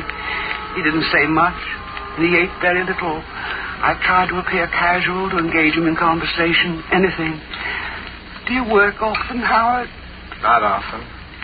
Do you have trouble finding jobs? People are anxious to find help these days. Weren't you? Yes, to find help. Mrs. Gillis, they're looking for me. Who, Howard? Exactly. People I worked for last, I guess. Was that here in this town? No, it was another town. Everyone was looking for me, so I went away. It's horrible to be spied upon, Mrs. Gillis. Do you know what it is to be spied upon? No, I don't. Would you like to know? No, I wouldn't, Howard. I think I'll spy on you the rest of the day. Then you'll know how it feels. No, please, Howard. Whatever it is you want, take it and go away. There's nothing I want. Nothing. I only want to stay here with you. I can't stand it, Howard. I can't. I'm an old woman. Please go away. Leave me alone. I'm not going away, Mrs. Gillis. There's still a job to be done. I'll go away after I've done everything that's to be done. Howard, I have some money here in the kitchen cabinet drawer. It's a great deal. I'll give it to you. I don't want your money, Mrs. Gillis. Then go away. That would be foolish. Then you'd tell on me. No, I wouldn't. Really, Howard. Go away and I'll never tell a soul that you've been here. I don't believe you. And I don't trust you. There's only one way of being certain that you won't tell. My heart jumped when I looked out the window. I saw it was the milkman. Tell him to go away. I can't. I've ordered some extra things. Then go into the storeroom until he goes. I can't, Howard. He knows I'm here. He'll expect me to pay him. Promise to do as I told you. And he pulled open a cabinet door. I saw him take a knife out. Now, will you tell him to go away? Howard, if I tell him to go, he'll think something's wrong. Then you'll get caught for sure. All right, Mrs. Gillis. Take whatever you've ordered, but if you pull any tricks, you'll be sorry. Just a moment. Good afternoon, Mrs. Gillis. Good afternoon. A lovely day, isn't it? Yes, it is. Mrs. Gillis, I think I have good news for you. You have? Yeah. Beginning the 1st, the company's taking on some more help. And in the future, your deliveries will be made in the early morning. That's nice. I don't believe you ever did like these late deliveries, did you? I never really minded. If all of our customers were like you, Mrs. Gillis, it wouldn't be such a bad world. Here you are. 1 quart of milk and a pint of half and half. Goodbye, Mrs. Gillis. The extra things. You forgot them. The extra things? Yes, the extra things. Now, don't tell me you've forgotten them. The eggs and the butter. Okay, I'll get them right away. Mrs. Gillis, I'm going to give you one more chance. When he comes back, you're to get rid of him, do you hear? And if you give me away, I'm going to kill you. I'll kill you before he can get inside this house, and I don't care what they do to me. I won't give you away, Howard. I'll only pay him. I have to do that. Shut up. Remember. Here you are, Mrs. Gillis. Thank you. Anything else? No. That's all. Mrs. Gillis, I was going to say... I'm sorry, I can't stop. I can't talk today. I'm very busy. You're very clever, aren't you, Mrs. Gillis? What do you mean? You thought you were going to put something over on me, didn't you? I sent him away, didn't I? The extra things you ordered. There weren't any. Yes, there were. You saw him. You heard him. He didn't know what you were talking about. The milkman had returned. He stood outside the window. Howard looked at me. I saw his knuckles go white as he touched the knife. This is your last chance. Get rid of him. I will, Howard. I will. I'm sorry to bother you again, Mrs. Gillis, but you forgot to pay me. Oh. That is, unless you want No, yes. I'll pay you. Here you are. Sorry I had to bother you, Mrs. Gillis. But you see, this is the day I have to come. Yes, I'm busy. Can't you see that I'm very busy? Tell me when he's gone, Mrs. Gillis. I stood by the window and watched. He got into his truck, and he drove off. So that was your scheme, was it? So you wanted to give me away. He's gone now, Howard. You thought he'd save you, didn't you? No, I sent him away like you asked me. Do you know what would have happened to me? Do you? No. They would have taken me away. Howard, leave me alone. I'm going to punish you. No, Howard, I've been punished enough. No, you haven't. Yes. He was standing very close now. I knew he still held the knife. Suddenly, everything was black. I slipped to the floor.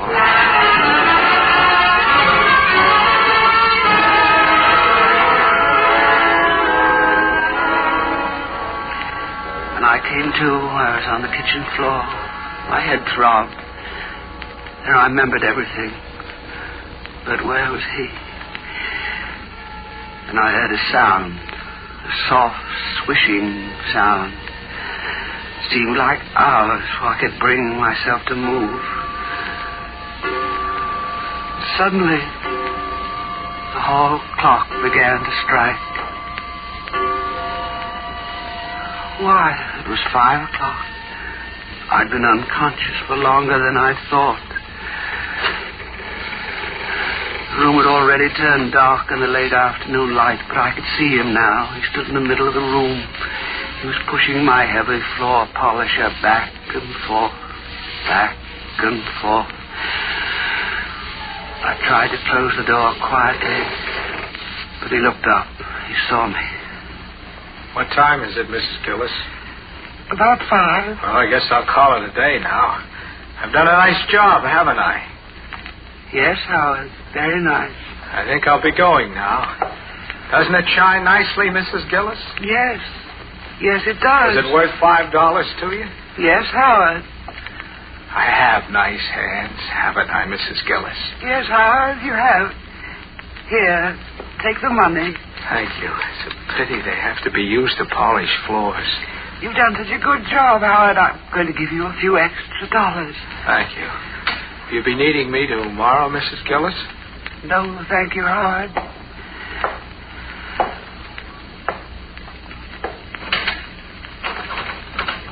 The door's locked, Mrs. Gillis. Yes, Howard. Do you have the key?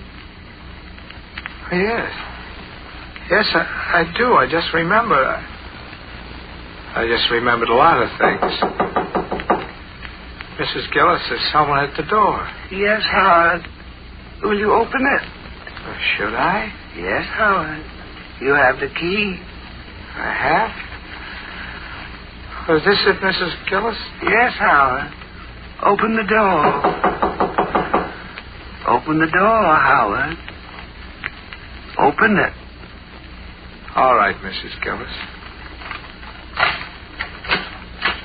I'm Mrs. Stevens from the phone company. Your phone's been reported out of order. Mrs. Gillis, is your phone out of order? No, there must be a mistake. That's strange. We've had several reports. Maybe I better run back and check my books. Just a moment, Mr. Stevens. Could you do me a favor? Why, certainly.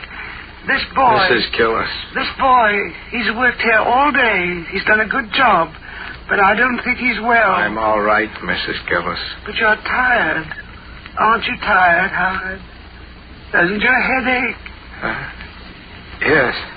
Yes, I am tired. And my head does ache.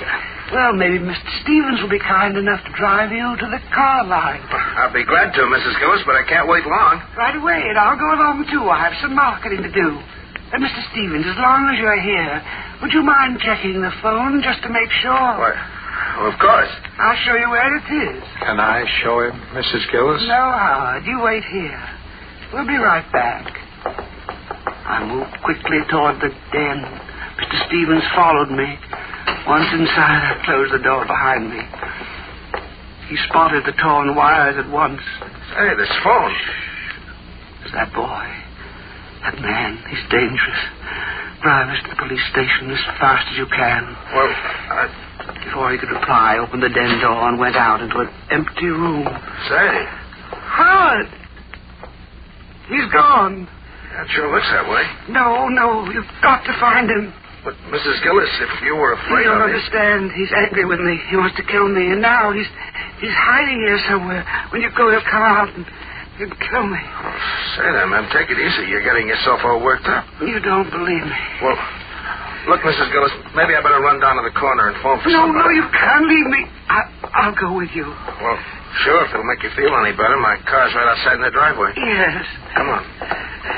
Yes, and we'll call the police. They'll come and get him. Sure. What did he say? He looked like a nice enough young fellow, though. Are you sure that he... Were you looking for me, Mrs. Gillis? Oh, why, yes, Howard. I was. Are you ready to go? Yes, I'm ready. I just thought I'd wait in the car. Sure. All right, Mrs. Gillis. You get in the back here. Thank you.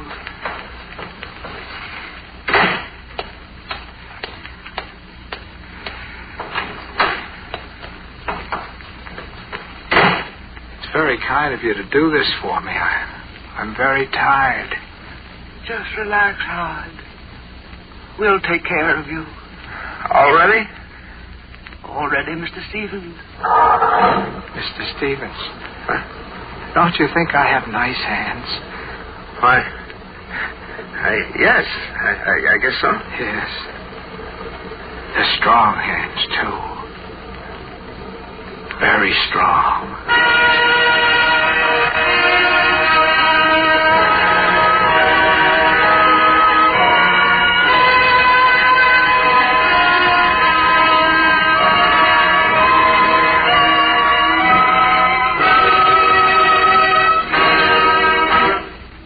Thank you, Gene Kelly and Ethel Barrymore, for a splendid performance. Our stars will return in just a moment. Say, Hap, I've got a wonderful New Year's resolution here. Well, don't tell me you're resolved to give up talking, Arnold. Give up talking? Me, Autolite, patter-packed Wilcox? Will a pistol-packing cowboy give up his gun? Will a power-packed Autolite stay full battery give up the ghost when you need it most? Not on your life, by Cornelius. No, Sir Hap. The New Year's resolution I've got is for every car owner who doesn't already have an Autolite Stay Full battery. And the resolution reads, I resolve at the earliest opportunity, that is tomorrow morning, to drive down to my nearest Autolite dealer and get a brand new Autolite Stay Full battery. The battery that needs water only 3 times a year in normal car use. For remember, friends, you're right with Autolite. And remember, too, Autolite means batteries. Stay full batteries. Autolite means spark plugs. Ignition-engineered resistor spark plug. Autolite means ignition systems. The lifeline of your car.